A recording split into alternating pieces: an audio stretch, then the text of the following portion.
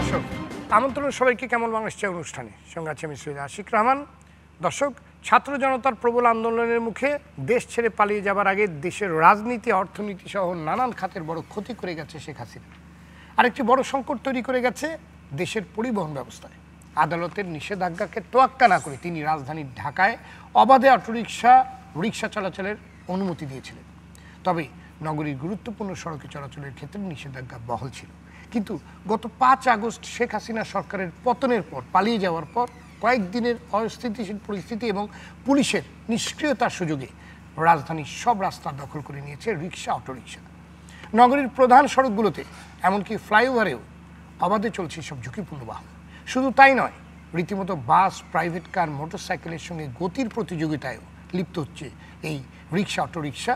এতে দুর্ঘটনা যেমন ব্যাপকভাবে বেড়েছে, তেমনি সড়কে সৃষ্টি হয়েছে চরম বিশৃঙ্খলা। ক্ষমতাচ্যুত সরকার দেশের সড়ক ও সড়ক ব্যবস্থাপনার উন্নয়নে লাখ কোটি টাকা খরচ করেছে, কিন্তু গুণগত এবং গণবান্ধব খাতে ব্যয় না হয় তার সুফল পাওয়া যায়নি, গড়ে ওঠেনি সড়ক ব্যবস্থাপনা। দীর্ঘদিন ধরে পরিবহন মালিক শ্রমিকদের মাফিয়াপনার পাশাপাশি সরকারের উদ্যোগহীনতার, সড়কে নৈরাজ্য, বিশৃঙ্খলা এবং স্বেচ্ছাচারিতা দিনে দিনে সহনশীলতার সব মাত্রা ছাড়িয়ে গেছে। রাজধানীর প্রতিটি সড়কে মোড় হয়ে গেছে, কিংবা সড়কের মোড়গুলো হয়ে গেছে রিক্সা আর মোটরসাইকেলের স্ট্যান্ড। নগরীর লক্কর ঝক্কর বিধ্বস্ত বাসগুলো যেখানে সেখানে থামিয়ে আড়াআড়িভাবে দাঁড়িয়ে রাস্তা আটকে যাত্রী ওঠানামা করছে। অবস্থা দেখে মনে হচ্ছে সড়কে যেন কোনো আইন নেই। এসব বিশৃঙ্খলায় সড়কে যানজটের ভোগান্তি যেমন বেড়েছে, তেমনি বেড়েছে আর্থিক ক্ষতিও। এসটিপি এবং আরএসটিপিতে সবচেয়ে বেশি গুরুত্ব দেওয়া হয়েছে ফুটপাতকে, অথচ গত সরকার হেঁটেছে উল্টো পথে। সম্প্রতি ছাত্র জনতার গণ অভ্যুত্থানে রাষ্ট্র সংস্কারের লক্ষ্য সামনে রেখে অন্তর্বর্তী সরকার গঠিত হচ্ছে। দেশের নাগরিকদের স্বস্তিতে নগর ও গণপরিবহন সহ সার্বিক পরিবহন ব্যবস্থায় সংস্কারে স্বল্প মেয়াদে এবং দীর্ঘমেয়াদে এই সরকারের করণীয় সামনে রেখে আজ আমাদের আলোচনার বিষয় নৈরাজ্যমুক্ত সড়কের বাংলাদেশ চাই। আর বিষয়ে আলোচনার জন্য আজ আমাদের সঙ্গে স্টুডিওতে আছেন বৈষম্য বিরোধী ছাত্র আন্দোলনের সমন্বয়ক আসাদ বিন রনি, নাগরিক সংহতির সাধারণ সম্পাদক শরীফুজ্জামান শরীফ, নগর পরিবহন বিশেষজ্ঞ বুয়েটের শিক্ষক কাজী মোহাম্মদ সাইফুল নেওয়াজ, নিরাপদ সড়ক আন্দোলনের চেয়ারম্যান ইলিয়াস কাঞ্চন, বুয়েটের প্রাক্তন পরিকল্পনার শিক্ষক ও নগর পরিকল্পনাবিদ খন্দকার এম আনসার হোসেন এবং টিভিএন 24-এর প্রধান সম্পাদক নাজমুল আশরাফ। দর্শক, আপনিও চাইলে আলোচনায় যুক্ত হতে পারেন, আপনার মতামত প্রশ্ন জানাতে পারেন। এই জন্য ফোন করুন স্ক্রলে দেখানো নম্বরে। যাচ্ছি মূল আলোচনায়। জনাব নাজমুল আশরাফ, সড়কে চরম বিশৃঙ্খলা তৈরি হয়েছে। অন্তর্বর্তী সরকার যেখানে দেশে একটি স্বস্তির পরিবেশ তৈরি করার চেষ্টা করছে, সেখানে বিভিন্ন পক্ষ সড়কের ইতিমাত্র নৈরাজ্য সৃষ্টি করে রেখেছে কিংবা চেষ্টা করে যাচ্ছে। এই ব্যাপারে আপনার বিশ্লেষণ শুনতে চাই। ধন্যবাদ আশিক ভাই।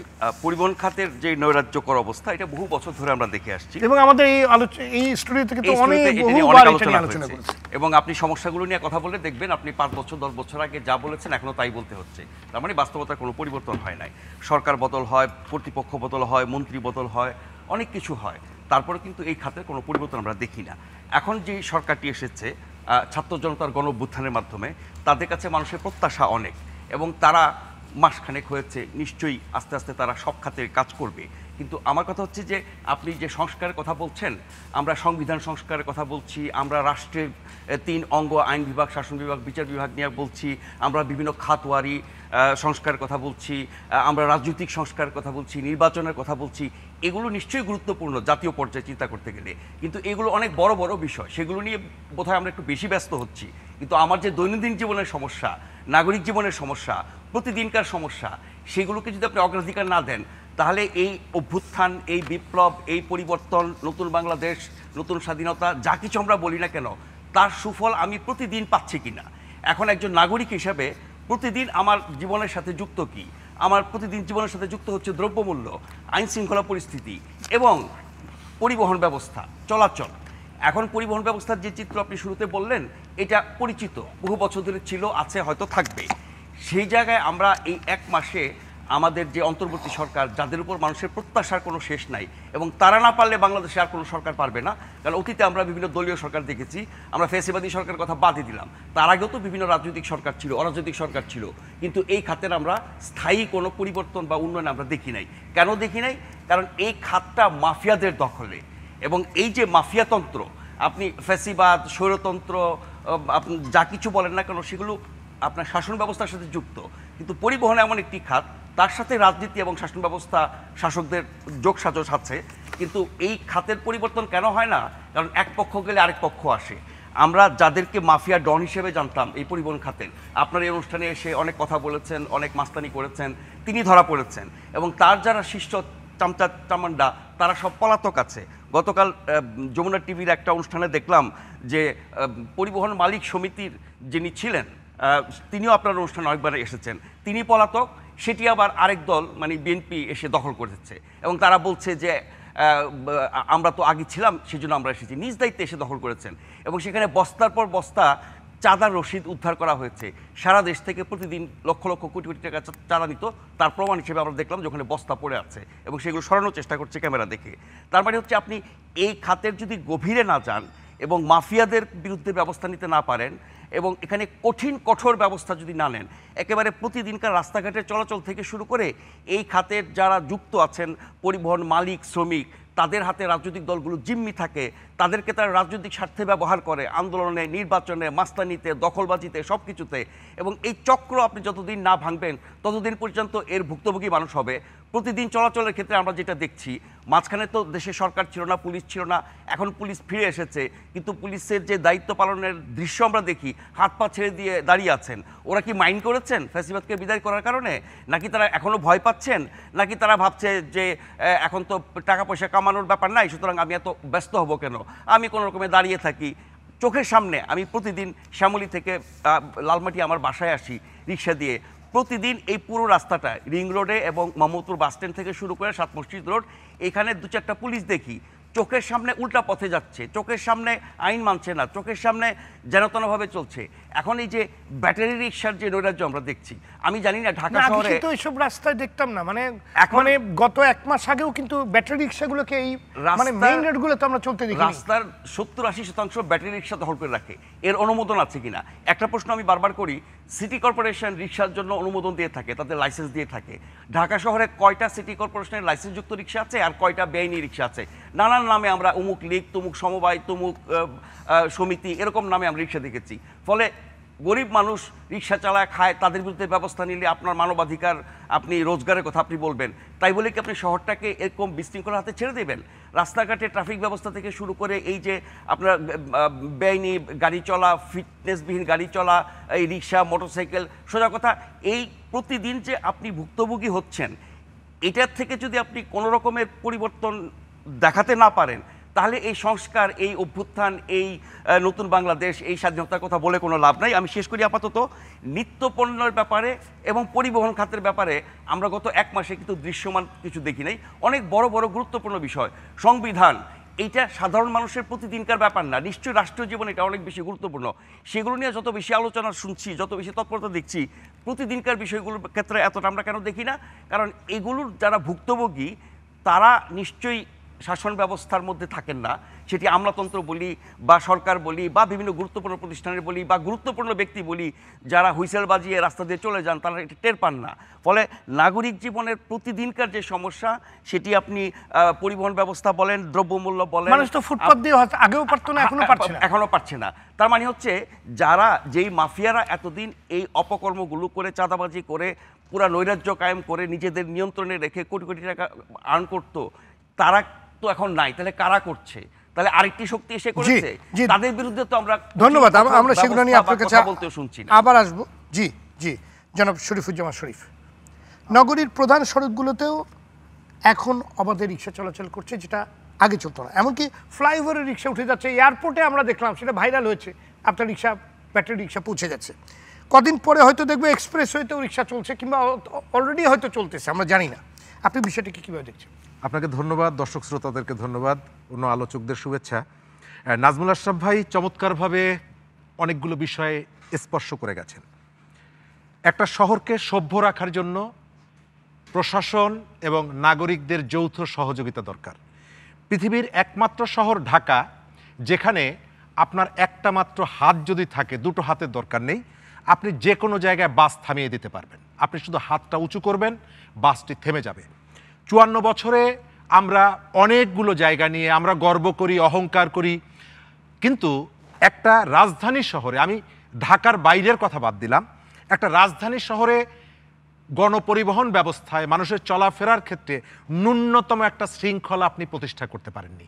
কেন পারেননি তার কারণ হচ্ছে বাংলাদেশের অন্যান্য সেক্টরগুলোতে আপনি দেখবেন যে রাজনৈতিক দলগুলোর মধ্যে বিভাজন আছে, কিন্তু বাংলাদেশের সড়ক পরিবহন ব্যবস্থায় চাঁদাবাজির ক্ষেত্রে, দখলের ক্ষেত্রে আপনি কোনো বিভাজন পাবেন না। আমি কারোর নাম উল্লেখ করে বিব্রত করব না, তবে একটা মাত্র সেক্টর হচ্ছে, আপনি মহাখালী বলেন, আপনি সায়েদাবাদ বলেন, অন্যান্য জায়গায় বলেন, আপনি সব দলের নেতাদেরকে সেখানে পাবেন। তারা একসাথে বসেন, চাঁদা তোলেন, ভাগাভাগি করে নেন। যদি তার প্রতিবাদ করেন, ইলিয়াস কাঞ্চন সাহেব বসে আছেন, তার গাড়িতে আলকাতরা লাগানোর কথা আমরা ভুলে যাইনি। এবং এই শহরে তারা যখন আক্রমণ করে তখন একসঙ্গে বসে আক্রমণ করে। এই শহরের যারা শাসক তারা আইন মানতে চায় না। আপনার মনে আছে কয়েক বছর আগে বেইলি রোডে ডিএমপির পক্ষ থেকে উল্টা পথে গাড়ি থামানোর চলাচল বন্ধ করার জন্য তারা একটা মেশিন বসিয়েছিল এবং মন্ত্রিসভায় সেটি নিয়ে উষ্মা প্রকাশ করা হয়েছিল, কেন তাদেরকে আটকানো হচ্ছে। আমি মনে করি যে এই জায়গাটায় সরকারের পক্ষ থেকে যে ধরনের পদক্ষেপ থাকা দরকার সেই পদক্ষেপগুলো অতীতে নেওয়া হয়নি, এবং অতীতে নেওয়া হয়নি বলে আপনি এখন পদক্ষেপগুলো গ্রহণ করবেন না সেটি হতে পারে না। আমরা যে পরিবর্তনটি এনেছি, এই পরিবর্তনটাকে যদি অর্থবহ করতে হয়, মানুষের জীবনের যদি পরিবর্তন আনতে হয়, তাহলে আপনাকে রিয়্যাক্ট করতে হবে। আর নাজমুল ভাই চমৎকার বলেছেন, আমি কয়েকদিন আগে গ্রামে গিয়েছিলাম, সেখানে মানুষ কি বলছে জানেন, যে আপনারা যে টেলিভিশনে আলোচনাগুলো করেন, শহরের মধ্যবিত্তের ড্রয়িং রুমের যে আলোচনা, বিশ্ববিদ্যালয় স্টাডি সার্কেলের যে আলোচনা, সেই আলোচনাগুলো করেন। সাধারণ মানুষের জীবনের যে সংকট, সেই সংকটগুলো আপনাদের এখানে আসে না। আমরা মনে করি যে সম্ভাবনাটা তৈরি হয়েছে আমাদের কারো ব্যর্থতার কারণে, অথবা আমাদের কারো সক্রিয় পদক্ষেপ গ্রহণ করার কারণে, অভাবে এই সম্ভাবনাটা যাতে নষ্ট না হয়। আপনি যে জায়গাগুলোর উদাহরণ দিয়েছেন, আমি মনে করি এই জায়গাটায় দায়িত্বশীল পুলিশের অনীহার কারণে তারা কোনোভাবেই এটি চান না। পাবলিক বাসে যারা চড়েন, অভিজ্ঞতা আছে, আমি অনেক সময় দেখি কন্ট্রাক্টর এসে ড্রাইভারকে বলছে, স্যার ভাই সামনে কিন্তু সার্জেন্ট আছে, অর্থাৎ রাস্তায় যদি সার্জেন্ট থাকে ড্রাইভার কিন্তু ভয় পায়। রাস্তায় যদি আইন শৃঙ্খলা বাহিনী অ্যাক্টিভলি দায়িত্ব পালন করে, তারা কিন্তু গাড়িটা চালানোর ক্ষেত্রে বা স্টপেজ দেওয়ার ক্ষেত্রে অনেকটা সংযত হয়ে চলে। অর্থাৎ আইন শৃঙ্খলা বাহিনীর ইনঅ্যাক্টিভনেসের উপরে নির্ভর করছে যে এই শহরটা মানবিকভাবে চলবে নাকি মানবিকভাবে চলবে না। অনেক ক্ষেত্রে তো আমরা দেখি ওরা এত অ্যারোগেন্ট যে আপনার সার্জেন্ট কিংবা পুলিশ থামালেও কিংবা কোনো কিছু বলতে গেলেও তারা কিন্তু মানছে না। এর একটা কারণ আছে, সে জানে যে কোন কোন জায়গায় ম্যানেজ করা যায়। আপনি এই শহরের জাহাঙ্গীর গেট পর্যন্ত দেখবেন, যে বাসের ড্রাইভার আপনার কাঁধের উপর থেকে বাস চালিয়ে যাচ্ছে, জাহাঙ্গীর গেট পার হয়ে ভেতরে ঢোকার সঙ্গে সঙ্গে লাল বাতি কি নীল বাতি সেটি কিন্তু খেয়াল রাখছে। অর্থাৎ সেটা আমরা আইনের যথাযথ প্রয়োগ না হলে এই সংকটটা হবে না। ধন্যবাদ আপনাকে জনাব ইলিয়াস কাঞ্চন। অটোরিকশা রীতিমতো বাস, প্রাইভেট কার কিংবা মোটরসাইকেলের সাথে গতির প্রতিযোগিতা নেমে গেছে। সারা দেশে প্রতিদিন অটোরিকশা দুর্ঘটনায় বহু হতাহতের ঘটনা ঘটছে। এমন অনিয়ন্ত্রিত পরিস্থিতি কেন তৈরি হলো, এবং সেটাকে কোনোভাবেই থামানো যাচ্ছে না এবং কেউ কিছু বলছেও না? মানে আমরা দৃশ্য তো কোনো কিছু মানে ব্যবস্থা নিতে দেখছি, মানে একটা কারণ না, কিন্তু বহুবিধ। হ্যাঁ, এখন বহুবিধ কারণ কিন্তু নতুন করে সৃষ্টি হয়েছে। আমি প্রথম যেটা বলবো, আমি শ্রদ্ধার সঙ্গে বলবো, আমাদের যে পরিবহনের জন্য যে উপদেষ্টাকে দেওয়া হয়েছে, উনি কিন্তু সুনির্দিষ্টভাবে এখনো পর্যন্ত পরিবহন সেক্টর নিয়ে কোনো কথাই বলেন নাই কিন্তু। এবং আরেকটা জিনিস আমি বলি, দেখেন আমাদের রেল চালু হয়েছে, তারপরে আপনার মেট্রো চালু হয়েছে, তো আপনার একটা বনানীতে একটা আপনার টোল প্লাজা পড়াইছে, তো এই ফ্লাইওভারটা কেন চালু হচ্ছে না কেন? আমাকে বলেন তো কি কারণের জন্য এটা বন্ধ আছে? কি রাস্তা পোড়ায় দিছে? রাস্তা তো পোড়ায় নাই, একটা টোল প্লাজা এখানে বনানীর এখানে পোড়ানো হয়, তো এটা কেন চালু হচ্ছে না? গেল এটা একটা ব্যাপার। তারপরে হলো গিয়ে যে বৈষম্য বিরোধী কথাটা যে আমরা বলেছি, এখন কোনটা বৈষম্য কোনটা বৈষম্য না, এইটাও কিন্তু জনগণ এখন বুঝতে পারছে না। কারণ হলো গিয়ে যে আপনারা দেখেছেন যে এই কয়েকদিন আগে আপনার রিকশাওয়ালা রাস্তায় নেমে গেছে এবং তারা কিন্তু দাবি করেছে, আপনি যেটি বলছেন যে এইগুলোর কারণে যানজট সৃষ্টি হচ্ছে, তারা কিন্তু সেই দাবির উপরে কিন্তু এখানে আন্দোলন করেছে এবং তাদেরকে বলা হয়েছে তোমাদের দাবি মানা হবে। তারপরে তারা উঠে চলে গেছে। তাদের দাবি কী ছিল? তাদের দাবি হলো গিয়ে মোড়ের মধ্যে যে রিক্সা থাকে আমরা যে সরাই দিই, এটা সরাইতে পারবে না, এটা হলো গিয়ে তাদের মূল দাবি। তাদের আর না হলে তাদেরকে মানে ওই মোড়ের মধ্যে তাদের মানে রাখার জন্য তাদের ব্যবস্থা করে দিতে হবে। মোটরসাইকেলরা তো দীর্ঘদিন ধরে আপনারা জানেন যে এরকমভাবে ওরা ছিল আপনার অ্যাপের মাধ্যমে চলতো, সে অ্যাপ বাদ দিয়ে এখন হলো গিয়ে ওই রিক্সাওয়ালাদের মতো দরদাম করে করে, এবং তাদেরও দাবি হলো গিয়ে যে মোড়ের মধ্যে তাদেরকে থাকার ব্যবস্থা করে দিত। সবাই তো মোড় চাইতেছে এবং সবাইকে তো মোড়গুলো দিয়ে দিতেছে। তো এখন মোড় যদি দিয়ে দেন, যানজটের প্রধান কারণ হলো গিয়ে মোড়কে আপনার সবসময় আপনাকে এটাকে ফ্রি রাখতে হবে, কারণ হচ্ছে গাড়ি ঘুরবে এই করবে। তো আপনি মোড় ওখানে গিয়ে নামাবে, ওখান থেকে এখান থেকে, এবং আপনার আমাদের তো অভ্যাসই হয়ে গেছে বাসার থেকে বলি তো ওই মোড়ে মোড়ের থেকে একটা রিক্সা নিয়ে একটা সিএনজি নিয়ে, কে মোড়ের থেকে কেন অন্য কোনো জায়গার থেকে তো আমরা বলি না। তো তার মানে কি মোড় তো এই মোড় যদি আপনি দখল করে ফেলান, মোড় যদি আপনি জানেন ওখানে সিগারেটের দোকান, ওখানে সবকিছু মানে যত অর্থনৈতিক কর্মকাণ্ড সেখানে। পাশাপাশি যে জিনিসগুলো এই যে আমার সাংবাদিক ভাই বলেছেন যে এই যে দখল বাণিজ্য, এই যে দখল হয়েছে, আপনি বলেন তো এই জায়গায় কেউ কোনো কথা বলছে? আমাদের এই যে মানে উপদেষ্টাদের মধ্যে থেকে কেউ কি বলছে এই দখল বাণিজ্য নিয়ে একটা কথা? কিন্তু কড়াভাবে কিন্তু হয় না। বাঙালিকে কিন্তু আপনি যদি কড়াভাবে না বলেন, আপনি কে শুনবে? কার টাকা পড়ছে আপনার এরকম মানে আমাকে কিছুই বলছে না, আমাকে অ্যারেস্টও করছে না, আমাকে এটার ব্যাপারে নিয়ে আমার কোনো হচ্ছে না, তা আমি করব না কেন? কি সুন্দরভাবে সে কথা বলতেছে, ভাই আমরা এখানে আগে ছিলাম, এখন কেউ নাই, তা আমরা এখানে আসবো না? এটা দেখভাল করতে হবে না? যে এই যে বিষয়গুলো আপনি দেখেন কত সহজভাবে সেই কথাগুলো বলছে। এখন তাকে যদি অ্যারেস্ট করা হতো, কেন এটা তুমি এখানে বসছো, তাকে যদি জবাবদিহিতার মধ্যে আনতো তাহলে সে না হইতো। পাশাপাশি যে পুলিশের কথা আমি কিন্তু শুরু থেকে বলতেছি যে এই পুলিশ যারা আছে তারা নিজেরা কাজ করছে না, কারণ তারা এত অপকর্ম করছে, সে অপকর্মর জন্য এখন কর্ম করতে পারছে না। তো এই কর্ম করার জন্য আমাদের অলরেডি কিন্তু 1 মাস হয়ে গেছে। আমি কিন্তু আমার যে ইউটিউব, আমার যে ফেসবুক আছে, আমি কিন্তু এগুলো সাজেশন আমি বলেছি যে এই পুলিশ দিয়ে হবে না, এই পুলিশের ড্রেস চেঞ্জ করতে হবে, এবং আমাদের নতুন ছেলেপেলেদের এত বেকার আছে তাদেরকে নতুন করে পুলিশের মধ্যে ভর্তি করতে হবে, এবং মিনিমাম তো 6 মাস 1 বছরের ট্রেনিংয়ের দরকার। এখন থেকে যদি সেই ব্যবস্থা না করেন তাহলে কতদিন এরকম পুলিশবিহীন আপনি আপনার রাষ্ট্র চালাবেন? আপনি তো পারবেন না রাষ্ট্র চালাতে। এই বিশৃঙ্খল এগুলো চলতে থাকবে কিন্তু। তো কাজে আপনার এটার গেট আপ চেঞ্জ করতে হবে এবং একটা মানুষকে একটা ধারণা দিতে হবে। আমি আজকে এই যে এখানে 7 রাস্তার এখানে দেখলাম আর্মিদের সঙ্গে তর্ক করছে ছেলেরা, এবং আর্মিরা তো আমি বলবো যে অত্যন্ত কিন্তু ধৈর্যের সঙ্গে তারা কিন্তু জিনিসগুলোকে ট্যাকেল করছে, কোনো কিছু মনে করছে না, তারা কোনো কিছু মনে করছে না। যে সমস্ত কথাগুলো বলেছে আর্মিদেরকে আপনি চিন্তাই করতে পারবেন না। তো এই যে এই বিষয়গুলো যার যা মন চায় সে রাস্তায় নেমে যাচ্ছে, রাস্তায় নেমে গিয়ে যানজট সৃষ্টি করছে, এবং মনে করেন যে আচ্ছা ঠিক আছে তোমার যৌক্তিক দাবি আছে, তো যৌক্তিক দাবিটা এই যে আমাদের এই যে সমন্বয় যারা আছে তাদের কাছে গিয়ে বলতে পারো না? তারা কি না করছে তোমাদের? সেই জায়গায় যাচ্ছে না, রাস্তার মধ্যে নেমে যাচ্ছে। যেমন আরেকটা যৌক্তিক দাবি সেদিনকে আমি ওই 2 দিন আগে আর ছাত্রের আর একটা গ্রুপ যে 35 বছর মানে অন্তত মানে আপনাকে চাকরির বয়স দিতে হবে, কিন্তু তারা যে জিনিসগুলো বলছে আমার কাছে মনে হয়েছে একদম রাইট বলছে যে 35 বছর কেন? একটা ছেলে পাশ করার পর যখনই সে পরীক্ষা দিয়ে ইন্টারভিউ দিয়ে যদি উত্তীর্ণ হয়, তার বয়স 60 হোক না কেন, সে 1 বছর টাইম আছে তার চাকরি করা, সেই সুযোগ তাকে দিতে হবে। তো এইগুলো এই সমস্ত জিনিসগুলো জিয়ে কেন রাখছে? এটা তো মানে আপনার গিয়ে সমন্বয়দের কাছে বলতে পারতো, এবং বলার পর এটা বলতো। আমার কাছে যেটা যুক্তি মনে হয়েছে যে হ্যাঁ, একটা ছাত্র পাস করার পর তার একটা বাইন্ডিং কেন দেবেন আপনি? সে যতগুলো চাকরি আছে সব জায়গায় সে অ্যাটেন্ড করবে, অ্যাটেন্ড করার পর যদি পাস করে, যদি তার 1 বছর সময় পায়, সে 1 বছরই করবে চাকরি। তাকে কেন আপনি রাস্তায় আপনি আসতে দিতেছেন কেন? তো এই যে এই বিষয়গুলো আসলে আমার প্রথম যে জিনিসটা সেটি হলো যে এবং আমাদের এই রেল আপনার গিয়ে সমস্ত যোগাযোগের দায়িত্বটা একজনের কাছে দেওয়া হয়েছে, সেটাও বোধহয় আমার মনে হয় যে এটার জন্য ওনার একটা বোঝাটা কিন্তু আমার মনে হয় বেশি হয়ে গেছে। সেই বোঝাও ওনার কাছ থেকে নামানো দরকার। কারণ আরেকটা জিনিস যেটা হলো গিয়ে যে যদিও এটা আপনার যোগাযোগ মন্ত্রণালয় না, ওটা হলো গিয়ে আপনার স্বরাষ্ট্র মন্ত্রণালয়ের যে কথাটি আমরা পুলিশের কথা, পুলিশকে ইমিডিয়েটলি আপনি যদি এটা চেঞ্জ না করেন, এই মানুষ মানে এদেরকে কোনো রকম দামই দিচ্ছে না কিন্তু। তো কাজে আপনার ফরম্যাটটা যদি আপনি চেঞ্জ করে আপনারা যদি বলেন যে এরা হলো গিয়ে এখন দেশপ্রেমিক, এরা এই পুলিশ আমাদের জন্য তারা সেইভাবে কাজ করবে।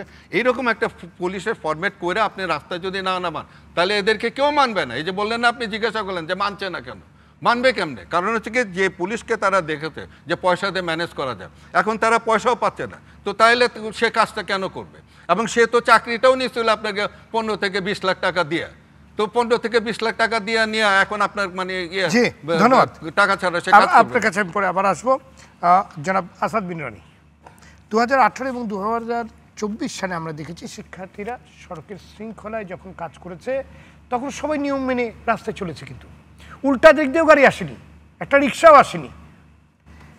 কিন্তু শিক্ষার্থীরা সড়ক ছেড়ে দেওয়ার সাথে সাথে পুরো বিশৃঙ্খলা ফিরে এসছে।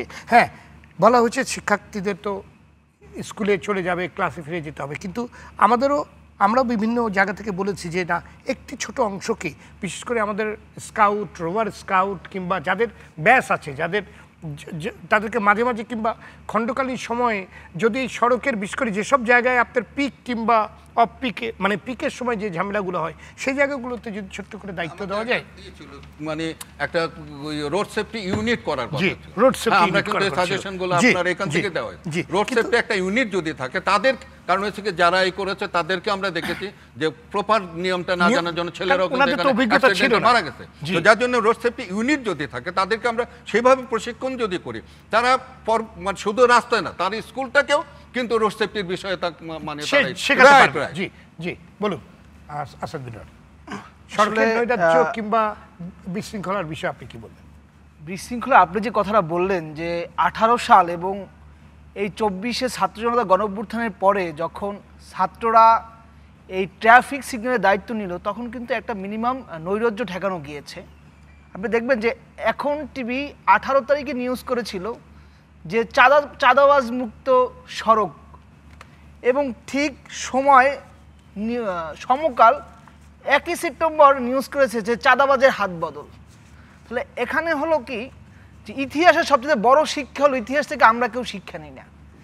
এই শাহজাহান খান যে আজকে কারাগারে আছে, সে 12,000 কোটি টাকা, তার চেলাবেলা বলেন, তার সন্ত্রাসী বাহিনী বলেন, তার নেতৃত্বে 12,000 কোটি টাকা এই চাঁদাবাজি হয়েছে। আজকে এই শাহজাহান খান কোথায়? শাহজাহান খান আজকে কারাগারে, তার যে হাজার হাজার কোটি টাকা কোথায় গেল? এটা দেখে কি কেউ শিক্ষা নিচ্ছে? এই তো বললাম যে ইতিহাসের শিক্ষা, যে ইতিহাস থেকে কেউ শিক্ষা নেয় না। আজকে যারা এই যে চাঁদাবাজের হাত বদল করছে, তাদের আসলে শিক্ষা নেওয়া উচিত। এবং বর্তমানে যে এই গণবিস্ফোরণের ফলে, এই ছাত্র জনতার বিপ্লবের ফলে জনমানুষের যে মানসিকতার একটা বিরাট পরিবর্তন এসেছে, সেই পরিবর্তনকে যদি আমাদের যারা রাজনীতি দল যারা আছে তারা যদি এটাকে ধারণ করতে না পারে, তাহলে অদূর ভবিষ্যতে যে তারাও এরকম জনগণের ধারা প্রত্যাখ্যাত হবে না, তার কিন্তু ঠিক কেউ সেটার গ্যারান্টি দিতে পারবে না। এবং বিগত দিনে এই যে ধরেন এই শাহজাহান খানরা বা তারা যারা এই শ্রমিক নেতারাই চাঁদাবাজি করেছে, তারা প্রত্যক্ষভাবেই প্রশাসনের সহযোগিতা করেছে। এবং আমরা অনেকেই জানেন, আপনারা সবাই জানেন যে কোনো চাঁদার একটা ভাগ যায় পলিটিক্যাল পার্টির পকেটে, আর একটা ভাগ যায় থানায়। থানার একটা ভাগ থাকে, এবং থানাকে ম্যানেজ করি এই সকল ধরনের অপকর্ম বলেন, সকল ধরনের নৈরাজ্যটা করা হয়।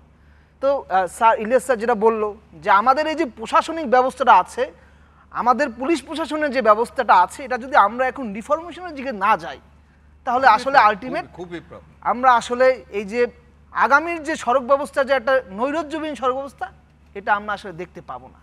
এজন্য আমাদেরকে এই প্রশাসনকে ঢেলে সাজাতে হবে। প্রশাসনকে ঢেলে সাজানোর বিকল্প নাই। এবং এই রাজনৈতিক দলের যারা আছে তাদেরকে এই বৈষম্যবিরোধী ছাত্র জনতা আন্দোলন যে মূল স্পিরিটটা, এই স্পিরিটটা তাদের অবশ্যই ধারণ করতে হবে। এই স্পিরিটকে যদি তারা ধারণ না করে, তাহলে কিন্তু তারাও জনগণের ধারা খুব দ্রুতই তার প্রত্যাখ্যিত হয় বলে আমি মনে করি। ধন্যবাদ আপনাকে জনাব খন্দকার আনসার হোসেন। গণপরিবহন ব্যবস্থাপনা, নগর পরিকল্পনা একটি অপরিহার্য বিষয় আসলে, কিন্তু রাজধানী ঢাকায় গণপরিবহনের ব্যবস্থাপনা এবং নগর পরিকল্পনা দুটোই অনুপস্থিত। আপনার বিশ্লেষণ আমরা শুনবো, কিন্তু একটি বিরতিতে যেতে হবে। বিরতি থেকে ফিরে আপনার এই বিশ্লেষণটি আমরা শুনবো।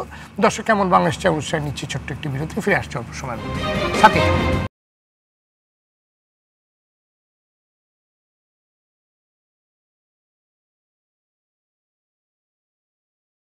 দর্শক বিরতির পর আবার স্বাগত কেমন বাংলাদেশ চাই অনুষ্ঠানে, সঙ্গে আছে আমি সৈয়দ আশিক রহমান।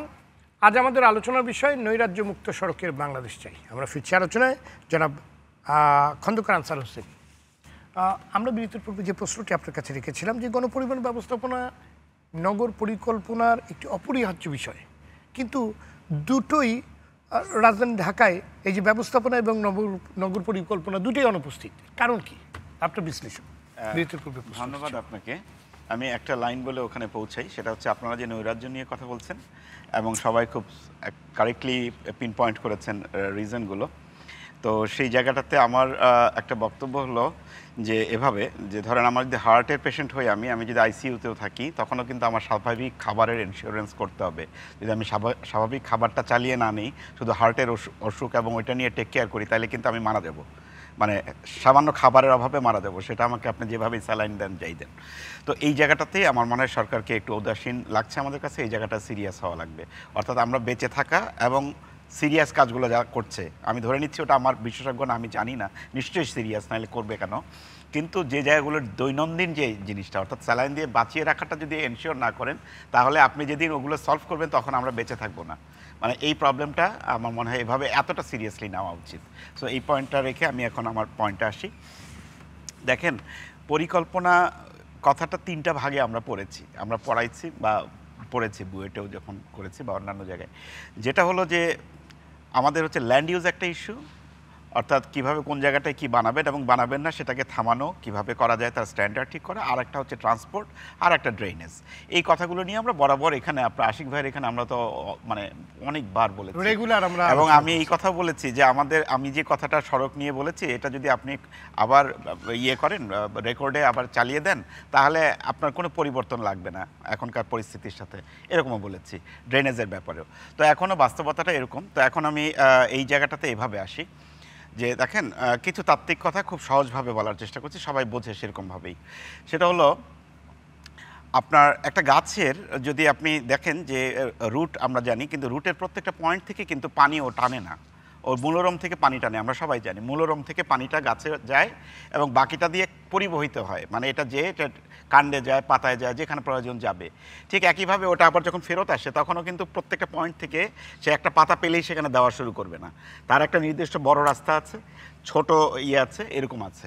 তো এই যে বাস্তবতাটা, এটা কিন্তু যে কোনো শহরও একটা লিভিং বিং, এটার জন্য সবচেয়ে বড় যে ইয়েগুলো চ্যানেলগুলো সেগুলো ড্রেনেজের চ্যানেল এবং ট্রান্সপোর্টের চ্যানেল। সো ট্রান্সপোর্টের চ্যানেল ওটা প্রতিটা রাস্তা কিন্তু সবগুলো একই কাজ করবে না। অর্থাৎ আমাদের হাইওয়েগুলো হচ্ছে আমাদের যেগুলোকে এগুলো আমরা সাধারণত ইয়ে বলি আর্টেরিয়াল রোড বলি। ধরেন মিরপুর থেকে যে রাস্তাটা আমাদের চলে যাচ্ছে গুলিস্তান হয়ে পার হয়ে, এটার ভেতরে যদি আমি রিক্সা চালানো শুরু করি তাহলে যা আপনারা যে আলাপ করেছেন এই ঘটনাটা ঘটবে। কারণ এইটা কিন্তু আমরা মেইনলি বানিয়েছি যাতে মিরপুর থেকে খুব দ্রুত আমি আমার অফিস পাড়ায় যেতে পারি মতিঝিলে, না হয় আমি নারায়ণগঞ্জ চলে যেতে পারি।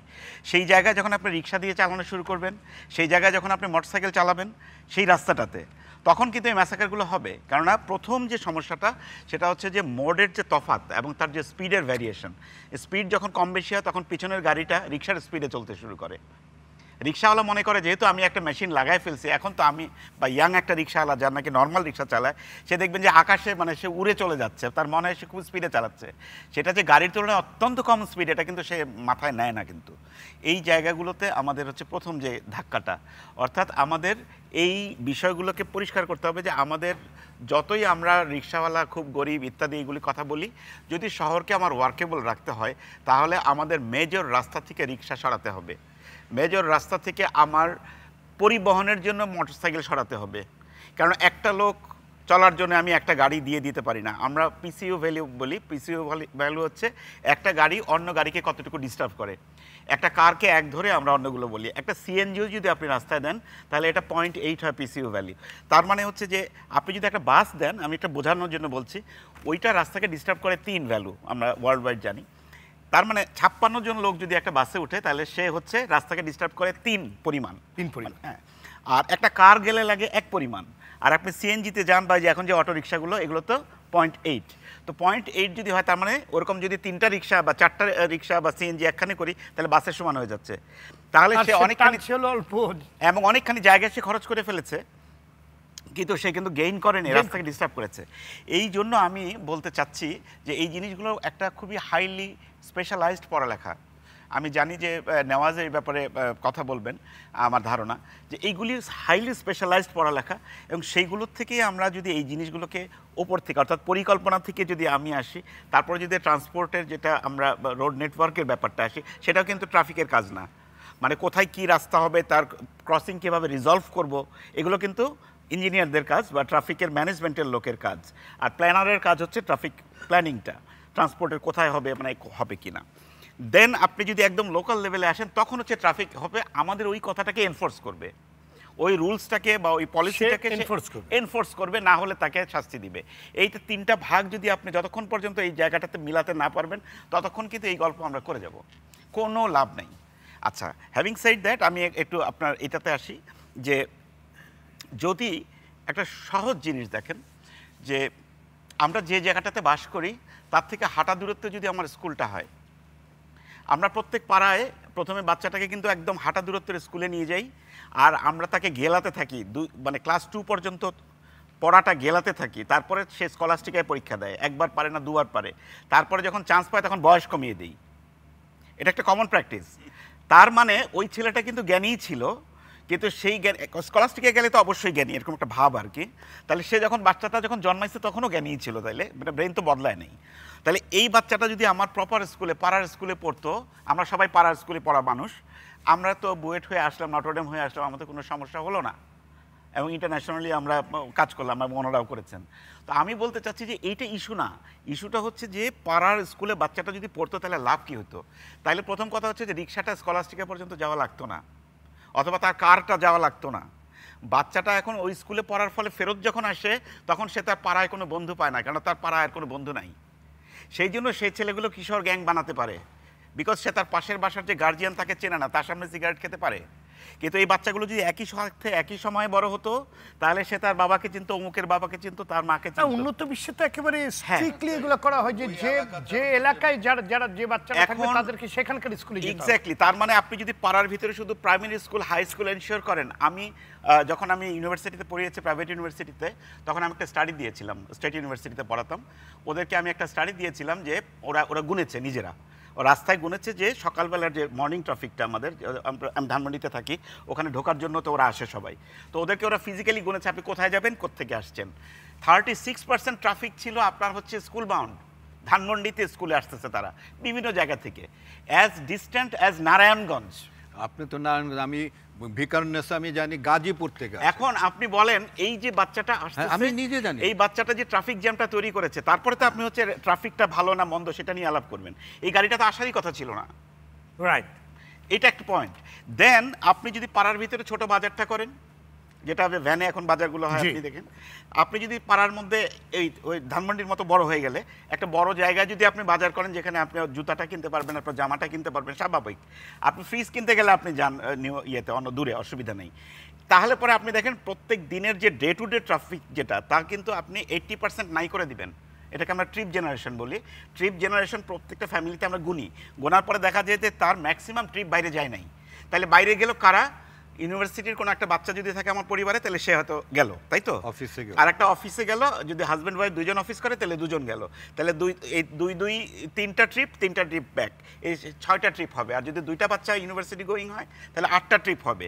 এই 8টা ট্রিপও আবার হবে যারা, তাদের জন্য যদি আমি এফিশিয়েন্ট বাস রাখি, তাহলে তো সে সেই বাসটাতে যাবে, সবচেয়ে কোয়ালিটি বাসটা দেবো। গাড়ি দিয়ে কেন? আমি তো তার তো গাড়ি না, আপনি তো এটা অনেক বললেন। ধানমন্ডিতে এমনও আছে যে আপনার হাফ কিলোমিটারের জন্য কিংবা কোয়ার্টার কিলোমিটারের জন্য তাদেরকে গাড়ি নিতে হয়, কারণ মানে আমি শুধু ধানমন্ডির কথা বলবো না, অনেকগুলো জায়গায় স্ট্যাটাস সিম্বল তো না, স্ট্যাটাস না, হ্যাঁ, হাঁটার জন্য নিরাপদ ফুটপাথ। হ্যাঁ, আমি বলবো যে এই হাঁটার জন্য নিরাপদ ফুটপাথ নেই। না, আমি যখন আপনি রিজলভ করে দিবেন এই প্রবলেমটা, তখন তো আর ওটা থাকবে না। ফুটপাথ বলতে আপনি যদি ভিকারুন্নেসের কথাই বলেন, আপনি বা ইয়েতে যান বেডি রোডে, আপনি দেখবেন পুরো আপনি ভিকারুন্নেসের যে ফুটপাথ, এই পুরো ফুটপাথটাই হলো বাজার, মাছ থেকে শুরু করে সব বিক্রি আমি এই পয়েন্টগুলো কি মানে ছাত্রীরা সবাই রাস্তার মধ্যে দিয়ে হাঁটতে বাধ্য হচ্ছে।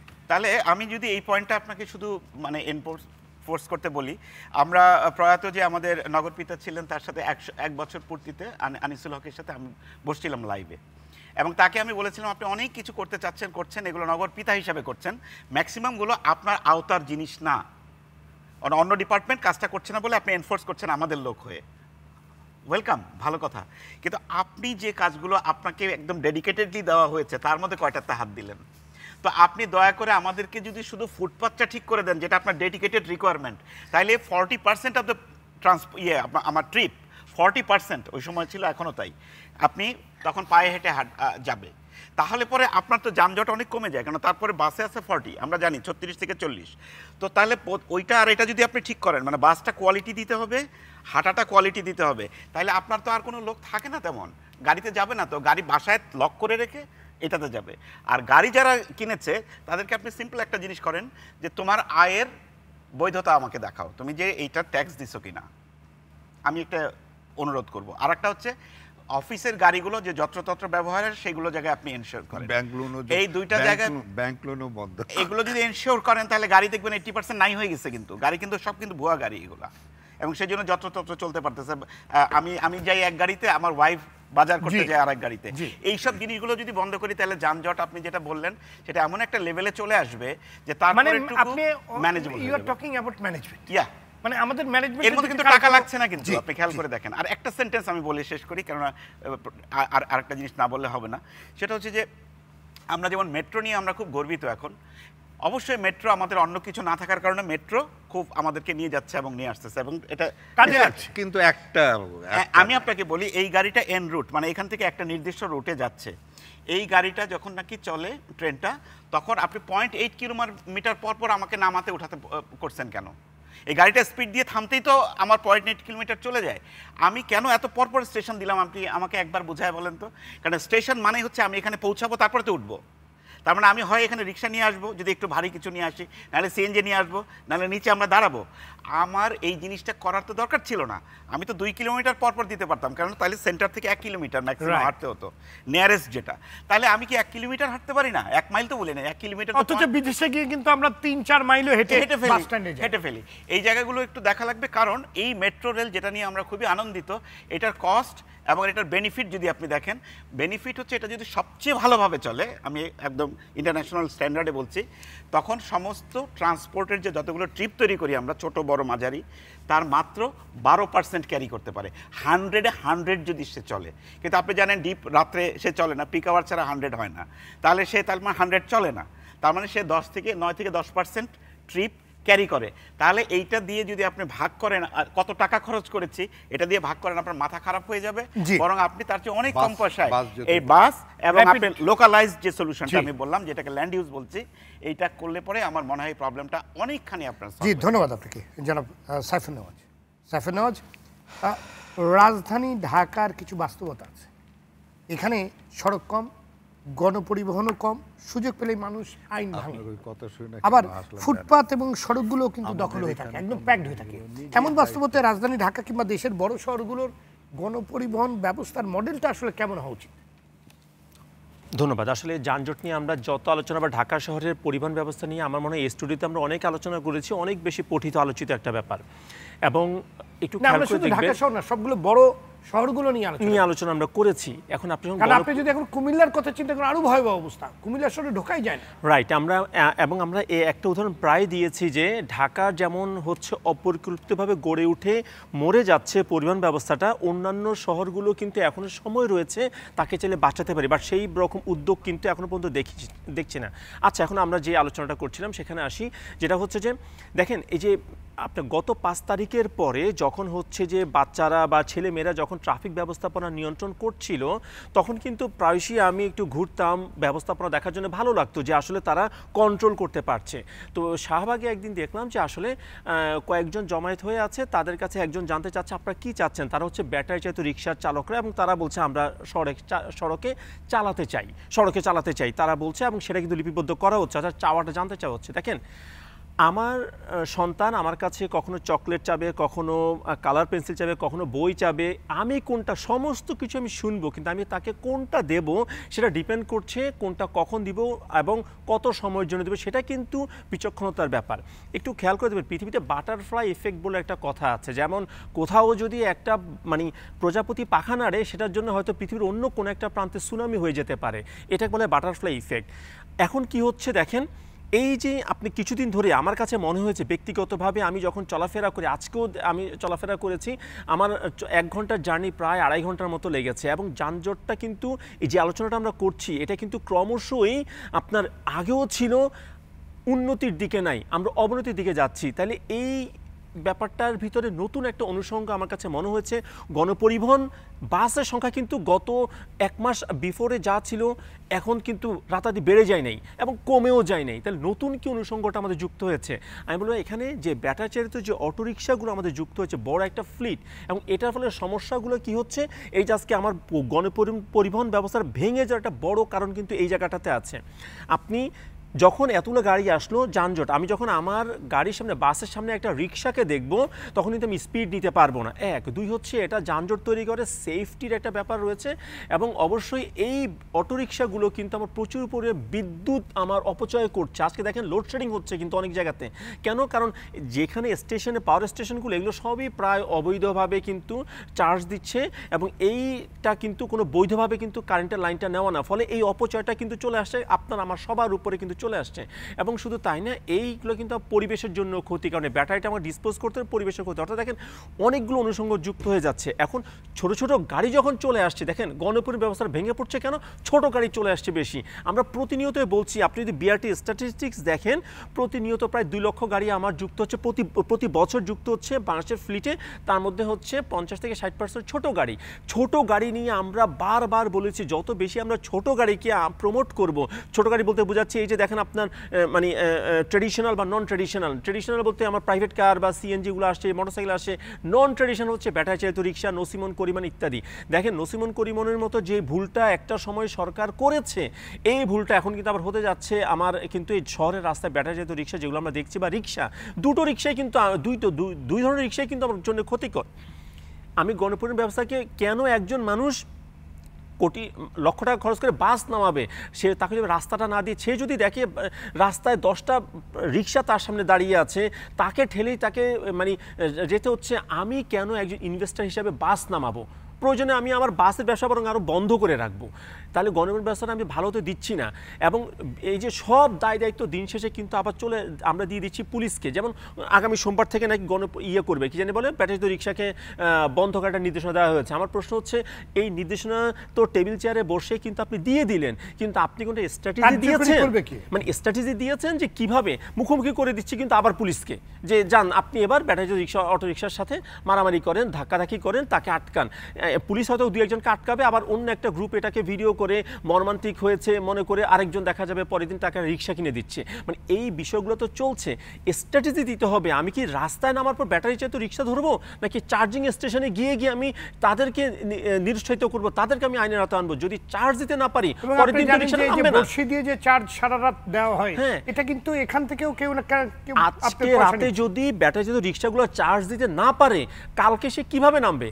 যেটা তাদের স্ট্রেংথ, সেটাই কিন্তু তাদের সবচেয়ে উইক পয়েন্ট, সেই জায়গাতে কিন্তু আমাদের যেতে হবে। আমি কিন্তু সোমবার থেকে পুলিশকে নামিয়ে দিব, ধরে ফেলেন, মূল জায়গায় তো হাত দিতে হবে।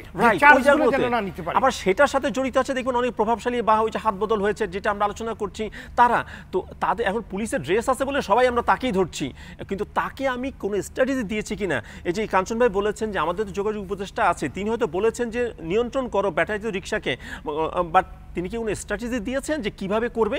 আদারওয়াইজ তো এটা ওই যে গত মে মাসও কিন্তু এরকম একটা উদ্যোগ নেওয়া হয়েছিল, আলটিমেটলি কিন্তু ওই যে আন্দোলন করে আবার ভেস্তে গেল। কিন্তু এই ব্যাপারগুলো ভুলগুলো আমরা বারবার আমার মনে করে যাচ্ছি। জি, এমনি তো আমাদের যে র্যাপিড ট্রানজিটের যে ব্যাপারটা ছিল, যে বাস রুট রেশনালাইজেশন, যেটা দেখেন এটাও কিন্তু আমরা মানে হয়ে গেল, কিন্তু কোনো এক কারণে কোনো আপনার এখানে কিছু একটা আছে, কারণটা আমি বুঝে বলি, আমি কেন একটি বড় চাঁদাবাজ গ্রুপ কিন্তু এটা কেন আনবো? যদি আমি দেখি আমাকে চলার রাস্তা আপনি দিচ্ছেন না, আমি কেন আমার ভালো বাস, আমি ভাঙাচোরা বাসই দিব আপনাকে?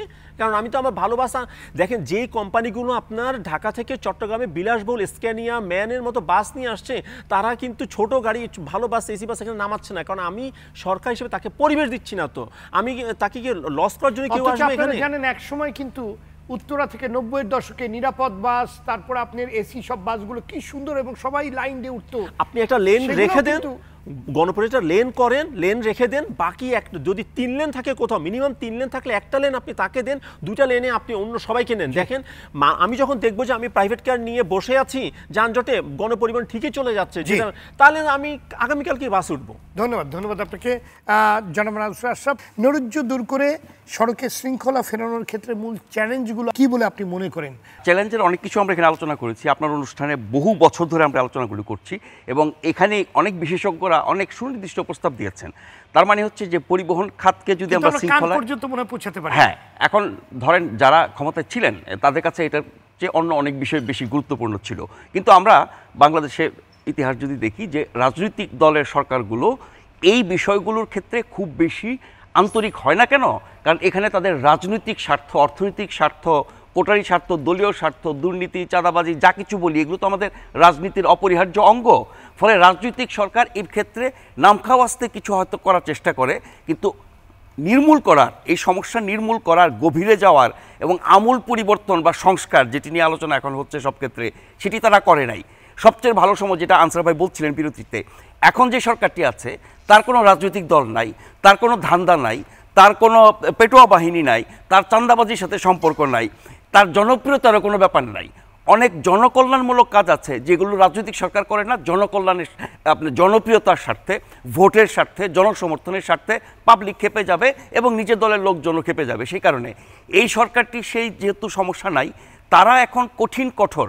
তার মানে আপনার রোগ যদি অল্প স্বল্প হয় আপনার ওষুধ খেলে ছাড়বে, আপনার রোগ যদি এত গভীরে হয় আপনাকে অস্ত্রোপচার করতে হবে। ফলে যেই খাতগুলোকে বড় ধরনের অস্ত্রোপচার করতে হবে তার মধ্যে পরিবহন একটা খাত, সেই জায়গায় এই সরকার সাহসী কাজগুলো করতে পারে। তাহলে সেই কাজগুলো করার জন্য কি করতে হবে? তার জন্য আপনি একটা কমিশন করে দেবেন, তারা মাসের পর মাস বৈঠক করে তারপরে সুপারিশ দেবে, এটা নিয়ে পর্যালোচনা করবে, দরকার নাই। আপনি হাতড়ালে দেখবেন যে গত 10, 15, 20 বছরে এরকম অসংখ্য সুপারিশ এবং অসংখ্য বিশেষজ্ঞের মতামত আছে নির্দিষ্টভাবে, সেগুলো এক করে আপনি বেছে নিয়ে অগ্রাধিকার ভিত্তিতে কাজগুলো শুরু করেন। এবং সেটা করার ক্ষেত্রে বাংলাদেশের সব মানুষ, ওই লোকগুলো ছাড়া যারা এই নৈরাজ্যের সুবিধাভোগী, তারা ছাড়া সবাই সমর্থন দেবে, এরকম একটা বড় ধরনের কাজ তারা শুরু করতে পারে। এখন রাস্তাঘাটের নৈরাজ্য নিয়ে আমরা কথা বলছি, অনেক সময় রাস্তাঘাটে চলার সময় বুঝি না যে রাস্তার মালিককে। আমার তো মনে হয় যে ভাঙ্গাচোরা লক্কর যখন যে বাসটা চলতেছে মনে হয় যে রাস্তাটা তার বাপের সম্পত্তি, সে যেভাবে চালাচ্ছে, 2টা 3টা বাস পাশাপাশি রেখে দিচ্ছে, রিক্সা কেন, একটা সাইকেলও পাশ দিয়ে যেতে পারছে না, এবং ট্রাফিক পুলিশ তো নির্বিকার, কেউ কিছু বলছে না। তাদের জন্য আপনি যদি বিশেষ বাহিনী, যেটা ইলিয়াস ভাই বলছিলেন, যে আপনি যদি ট্রাফিক সেফটি ইউনিট তৈরি করেন, আমাদের দেশে বেকার ছেলেদের অভাব নাই, আমাদের স্কুলের ছেলেপেলেরা, ইউনিভার্সিটি কলেজের ছেলেপেলেরা 2 বার অন্তত দেখিয়ে দিয়েছে কোনো রকমের মানে অস্ত্র ব্যবহার না করে, কোনো রকমের শক্তি প্রয়োগ না করে, শুধুমাত্র সদিচ্ছা থেকে কিভাবে সড়কের শৃঙ্খলা ফেরানো যায়। এটা 18তে দেখেছি, আমরা 24-এ দেখেছি। তো এই ছোট ছোট ছেলেমেয়েরা যদি রাস্তায় শৃঙ্খলা ফেরাতে পারে ওভারনাইট, কোনো বড় ধরনের বৈপ্লবিক সংস্কার ছাড়া, তাহলে কেন একটা সুনির্দিষ্ট বাহিনী এবং সেটা যদি প্রশিক্ষিত হয় তারা কেন পারবে না? এই পুলিশের উপরে ভরসা করার কোনো কারণ আমি দেখি না। এখন পুলিশ ডিমোরালাইজড, তাদের ভয় করছে, তারা টাকা পাচ্ছে না, তাই সক্রিয় না, যাই বলেন না কেন। এই পুলিশের ইতিহাস আমরা 53 বছর ধরে দেখছি। এই পুলিশকে জনবান্ধব করা কবে কখন কিভাবে সম্ভব হবে আমি জানি না, তবে পুলিশ তো লাগবেই দেশ চালাতে হলে। কিন্তু আপনাকে সড়ক পরিবহনের ক্ষেত্রে অন্তত একটা বিকল্প ব্যবস্থা, ওই ধরনের একটা বাহিনী দরকার, যেখানে একেবারে তরুণ নিবেদিত প্রাণ ছেলেপেলেরা কাজ করবে। এবং আপনি গোটা শহরে যদি কয়েক লক্ষ এরকম ভলান্টিয়ার বা এরকম বাহিনীর সদস্য নিয়োগ করতে পারেন, দেখবেন যে 1 ঘন্টার মধ্যে শহরের চেহারা চেঞ্জ হয়ে যাবে। সেটা আমরা বারবার দেখেছি, প্রমাণ করেছি। আর এই নৈরাজ্যের ক্ষেত্রে আমরা তেজগাঁও বাস স্ট্যান্ড, মেয়র আনিসুলের কথা বলছিলেন ইলিয়াস ভাই, তেজগাঁও বাস স্ট্যান্ডটা উনি কীভাবে মুক্ত করেছিলেন, আজকেও আসার পথে দেখলাম পুরো রাস্তা লাইনের পর লাইন ট্রাক দিয়ে দখল করা। এবং শুধু খালি যে আপনার ট্রাক না, বিভিন্ন রাস্তায় রিক্সা, ট্রাক, সিএনজি, মোটরসাইকেল সব কিছু। তার মানে আপনি রাস্তাগুলো যদি এইভাবে দখল করে রাখেন বেআইনিভাবে, একটা শহরের প্রাণকেন্দ্রে এরকম শত শত না হাজার হাজার ট্রাক রাস্তার উপর রেখে দেবে, আপনি কেউ কিছু বলছেন না। তো এটা কোনো সভ্য সমাজ, এটা কোনো দেশ, এটা কোনো আইন কানুনের ব্যাপার হতে পারে? সেই জায়গায় আমরা করছি না কেন? কারণ এরা খুব শক্তিশালী, এদের পেছনে অনেক আপনার অর্থনীতি আছে, চাঁদাবাজি আছে, স্বার্থ আছে। তো আবারও বলছি, এই সরকারের তো এইসব স্বার্থের কোনো বালাই নাই, তারা কেন এই বিষয়গুলোর ব্যাপারে কঠোর হতে পারবে না? আরেকটা কথা বলে শেষ করি, আমরা শহরকে যানজট মুক্ত, সুশৃঙ্খল পরিবহন ব্যবস্থা, মানুষের জীবনের নিরাপত্তা, চলাচল, পরিবহন নীতিমালা যা কিছু বলি সব কিছু করার ক্ষেত্রে একটা বড় কাজ ব্রিগেডিয়ার সাখাওয়াত একটা লেখা লিখেছেন যে বাংলাদেশকে 5টা প্রদেশে ভাগ করতে, এটার পক্ষে বিপক্ষে বিতর্ক চলছে।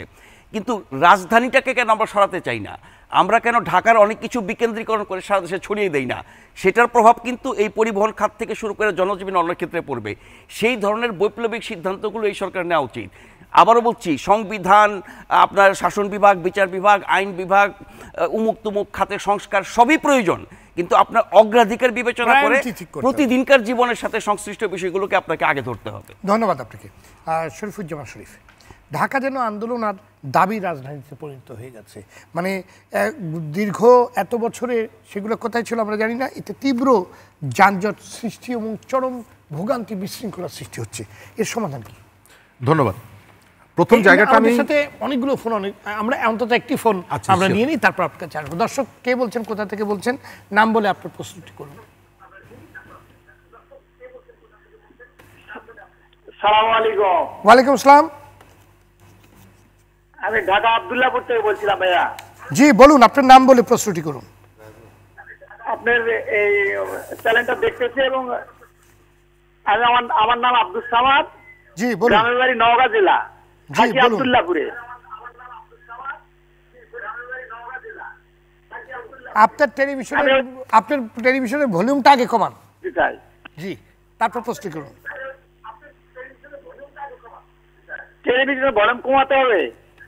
টেলিভিশনের ভলিউমটা কমান, নাহলে আপনার কথা আমরা শুনতে পাচ্ছি না। আপনার বাসার যে টেলিভিশনটা, হ্যাঁ কমাইছি। হ্যাঁ এবার বলেন, এবার বলেন।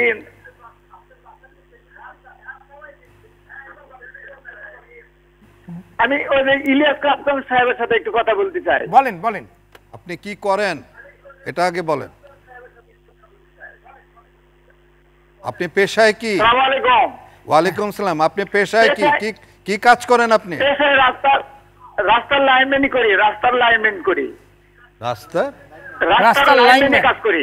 জি বলেন বলেন। হ্যাঁ রাস্তার লাইনম্যানে কাজ করি। এই যে অটো রিকশা বা এই বাস ট্রাক এদের সাথে আমি সার্জনের সাথে বলেন, এবার বলেন। পুলিশের সাথে সমন্বয়ে কাজ করি। হ্যাঁ বলেন বলেন। তো বলতেছি যে আপনি বলছেন পোশাক পাল্টানোর কথা, পুলিশের পোশাক পাল্টায় কাজ করতে হবে। হ্যাঁ বলেন। পোশাক পাল্টালে তো মানুষ পাল্টে না ভাই, মানুষ তো মনের থেকে পাল্টাতে যেতে হবে। জি জি, আমার উপদেশ হলো আপনার পরামর্শ আমরা বুঝতে আপনি পারছি, আগে ধন্যবাদ। এই যে পুলিশের সঙ্গে লাইনম্যান হয়ে কাজ করেন না, আপনি আগে পাল্টান, তাহলে দেখবেন যে বাকিগুলো আমরা কেমনে পাল্টাই। জি ধন্যবাদ ঠিক আছে? ধন্যবাদ। আমরা প্রশ্নে চলে যাচ্ছি। শরীফুজ্জামান শরীফ, ওই শরীফুজ্জামান লাইনম্যান হলো গিয়ে উনি লাইন জয়েন করেন। জি আপনারা তো জি শরীফুজ্জামান শরীফ। প্রথম জায়গাটা আমরা এখানে অনেকে আলোচনা করলাম এবং অনেকগুলো পরামর্শ এলো। তো পরামর্শ জায়গাটায় যারা দায়িত্বে আছেন তাদের কাছে আমাদের প্রত্যাশাগুলো আমরা তুলে ধরছি। এবং এখন যেহেতু কথা বলা যায়, আমরা এর আগে শুনেছি তাপস সাহেব যখন মেয়র ছিলেন, আমরা 7 মসজিদ রোডের গাছ কাটা প্রতিবাদ করার জন্য বলেছিলেন যে এদেরকে সব বুড়িগঙ্গায় ফেলে চুবানো দরকার। তো তারা কেউ নাই, আমরা আছি। আমরা যে কথাগুলো বলছি এটি সমালোচনাটা যাতে আমাদের এখানে কতগুলো পলিসির পরিবর্তন হয়। আমরা বেসিক জায়গা থেকে অনেক সময় দূরে সরে গেছি এবং দূরে সরতে গিয়ে দেশের সর্বনাশটা করেছে। এবং আমার ধারণা যে একমাত্র এই সেক্টর যেখান থেকে আমলাদেরকে বিদেশে পাঠিয়ে বাসে ওঠা এবং নামানো শেখার জন্য বিদেশে পাঠানো হয়, তারপরেও এই যে আলোচনাগুলো হচ্ছে সরকারের যে উদ্যোগগুলো, এবং আমি মনে করি যে সরকার যদি চায়, বাংলাদেশের বহু মানুষ আছে, আন্তর্জাতিক কাজের অভিজ্ঞতা আছে, বিনা পয়সায় এই কাজগুলোতে সহযোগিতা করতে চায়, এরকমের অনেক মানুষ আছে। সরকারকে সেই স্পেসটা দিতে হবে, কাজ করার স্পেসটা দিতে হবে। আপনি যে প্রশ্নটি করেছেন, আমাদের এই শহরে আপনি তো কথাগুলো বলতে হবে, জায়গাটা লাগবে। আমাদের জায়গাগুলো সংকুচিত করে ফেলেছি। মেইন শহরের মূল রাস্তার আশপাশে আপনি দেখবেন আগে যেভাবে ফুটপাতের দোকান ছিল এখনও সেটি আছে। নাগরিক হিসাবে এই শহরে হাঁটার দায়িত্ব এবং অধিকার আমার আছে। কিন্তু একই সাথে এই শহর একমাত্র শহর যেখানে রাজধানীতে ফুটপথে খুঁটা পুঁততে হয় আপনি যাতে মোটরসাইকেল চালাতে না পারেন। একটা শহরকে সভ্য করার জন্য অথরিটি এবং নাগরিক উভয়ের দায় এবং দায়িত্ব আছে। শরীফুজ্জামান শরীফ, আপনাদের কতটুকু মনে আছে আমরা জানি না, যখন ডিজিটাল বাংলাদেশের কথা বলে পাঠাওয়ের কথা বলে যখন মোটরসাইকেলকে বাংলাদেশে গণপরিবহনের খাত হিসাবে উদ্বোধন করা হয়, তখন কিন্তু আমরা হাই হাই করেছি। আমরা বলেছিলাম যে পৃথিবীর বহু দেশ সেখান থেকে বেরিয়ে আসার জন্যে এটা ধ্বংসযজ্ঞ হয়ে যাবে, আপনারা এই কাজটি করেন না। কিন্তু ডিজিটাল বাংলাদেশের কথা বলে কিন্তু উদ্বোধন করা হয়েছিল ফিতা কেটে, যে মোটরসাইকেল দিয়ে পাঠাও করা হবে। শুধু তাই না, আমি যেটা মনে করি, এই যে ফুটপাতের কথা বললাম, এবং আপনি খেয়াল করে দেখবেন পাড়া মহল্লার ছোট যে রাস্তাগুলো দুই পাশেই ভ্যান নিয়ে বসে আছে। একটা দেশের সমস্ত বেকারদেরকে কর্মসংস্থানের জন্য রাজধানীতে আপনি নিয়ে এসে রাস্তা উন্মুক্ত করে দেবেন, এটি সম্ভব না। গরিবের প্রতি, দরিদ্র মানুষের প্রতি আপনার একটা রাষ্ট্রীয় একটা দায়িত্ব আছে। কৃষিকাজে তো লোক মানুষ পাওয়া যায় না, এখন আপনার ধান মানে কৃষি ক্ষেত্রে আপনি দেখবেন কি পরিমাণ কস্ট বেড়েছে, কারণ সবাই ঢাকায় চলে আসতে চায়। সেই কারণে আপনাকে পরিকল্পনাটা থাকতে হবে। যারা দায়িত্ব নিয়েছেন আমরা আশা করি সেই কাজটি করব। দ্বিতীয়ত হচ্ছে ওই যেটি বললাম, নাগরিক এবং রাষ্ট্রের কতগুলো দায় এবং দায়িত্ব আছে। আমাদের এই শহরে আমরা কেউ রাস্তা পারাপারের ক্ষেত্রে কোনো নিয়ম মানতে চাই না। আপনি যে ড্রাইভার যারা ঢাকা শহরে, আমি কিন্তু তাদেরকে অনেকটা মানবিক মনে করি। কেন? আমরা যেভাবে একটা হাত তুলে রাস্তায় গাড়ির সামনে থেকে দৌড় মারি, অনেক জায়গায় আপনি দেখবেন ড্রাইভাররা প্রাইভেট কার বা শহরে যারা গাড়ি চালায় তারা মানবিক বলে, কিন্তু তা না হলে প্রতিদিন কয়েকশো মানুষ মারা যাওয়ার কথা। চলন্ত গাড়ির সামনে থেকে আপনি হাত তুলে দৌড় মারছেন, এবং আমি বলছি যে আরে আমি তো হাত তুললাম, আপনি দেখবেন না, অর্থাৎ দায়িত্ব হচ্ছে আপনার। আমি মনে করি যে আমাদের এখানে এই যে রাস্তা পারাপারের জন্য যে আয়োজনগুলো আছে এগুলো সায়েন্টিফিক না, এটি অনেকগুলো জায়গায় প্রশ্ন আছে। তারপরেও আমরা যে ব্যবস্থাগুলো করেছি এই ব্যবস্থাগুলো মূলত ঢাকা শহরে জেব্রা ক্রসিং খুঁজে পাবেন না, আপনি পাবেন না, কোনো সেই জায়গাটা আমরা রাখিনি।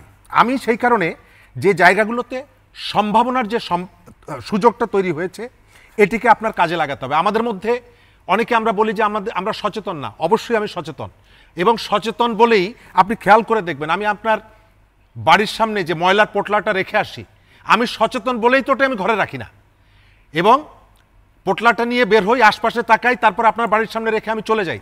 আমি জানি যে ওই ময়লার পোটলাটা ঘরে রাখলে দুর্গন্ধ ছড়াবে। আমি সচেতন, তবে স্বার্থপর।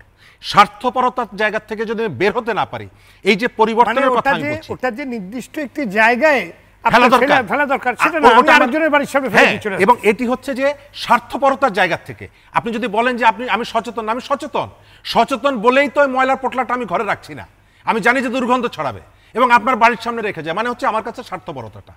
আপনাকে শহরটাকে যদি সভ্য রাখতে হয় এই স্বার্থপরতার জায়গা থেকে আপনাকে বের হতে হবে।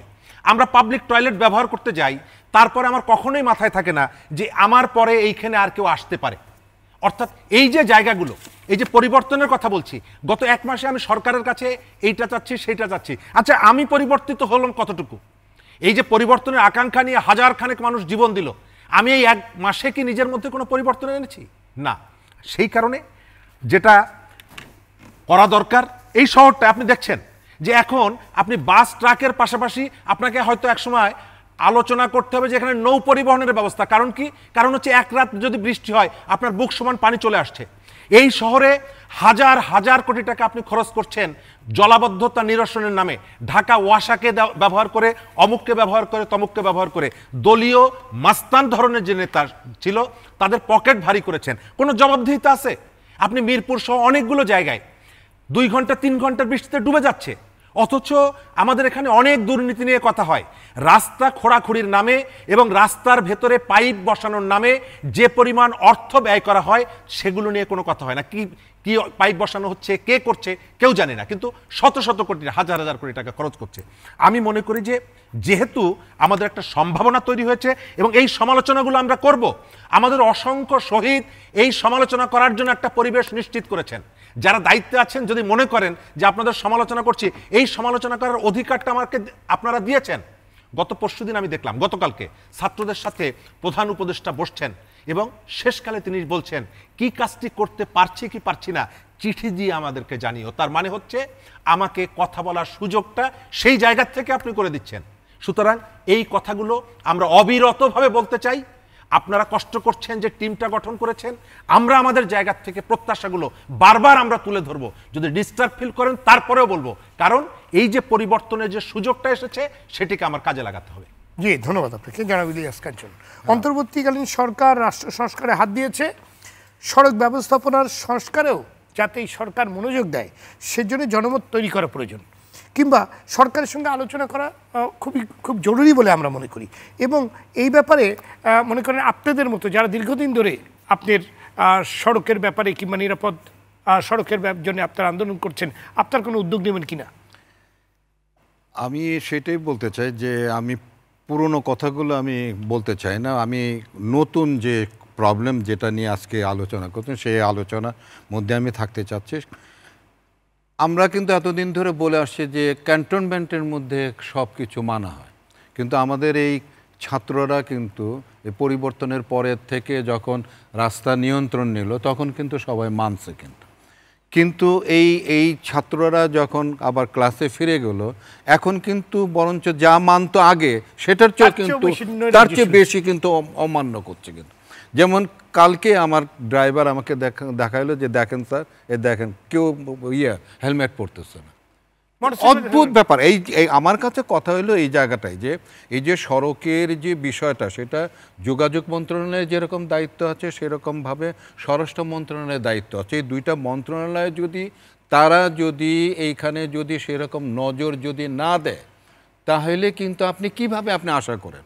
কারণ প্রত্যেকটা মানুষ কিন্তু অন্যায় করবে, মানুষের এটা কিন্তু সৃষ্টিগতই একটা বিষয় কিন্তু, এবং এই সৃষ্টিগত এই বিষয়টা আছে বলে কিন্তু সৃষ্টিকর্তা কিন্তু ভালো কাজের পুরস্কার মন্দ কাজের মানে শাস্তি সৃষ্টিকর্তাই রেখেছে কিন্তু। আর সেই জায়গায় আমরা যদি এই এই এই এই জায়গাটার মধ্যে কেউ অন্যায় করছে কেউ করছে সেটা যদি না দেখি তাহলে কিন্তু এই জায়গার মধ্যে কিন্তু সুশৃঙ্খল জিনিসটা আসবে না।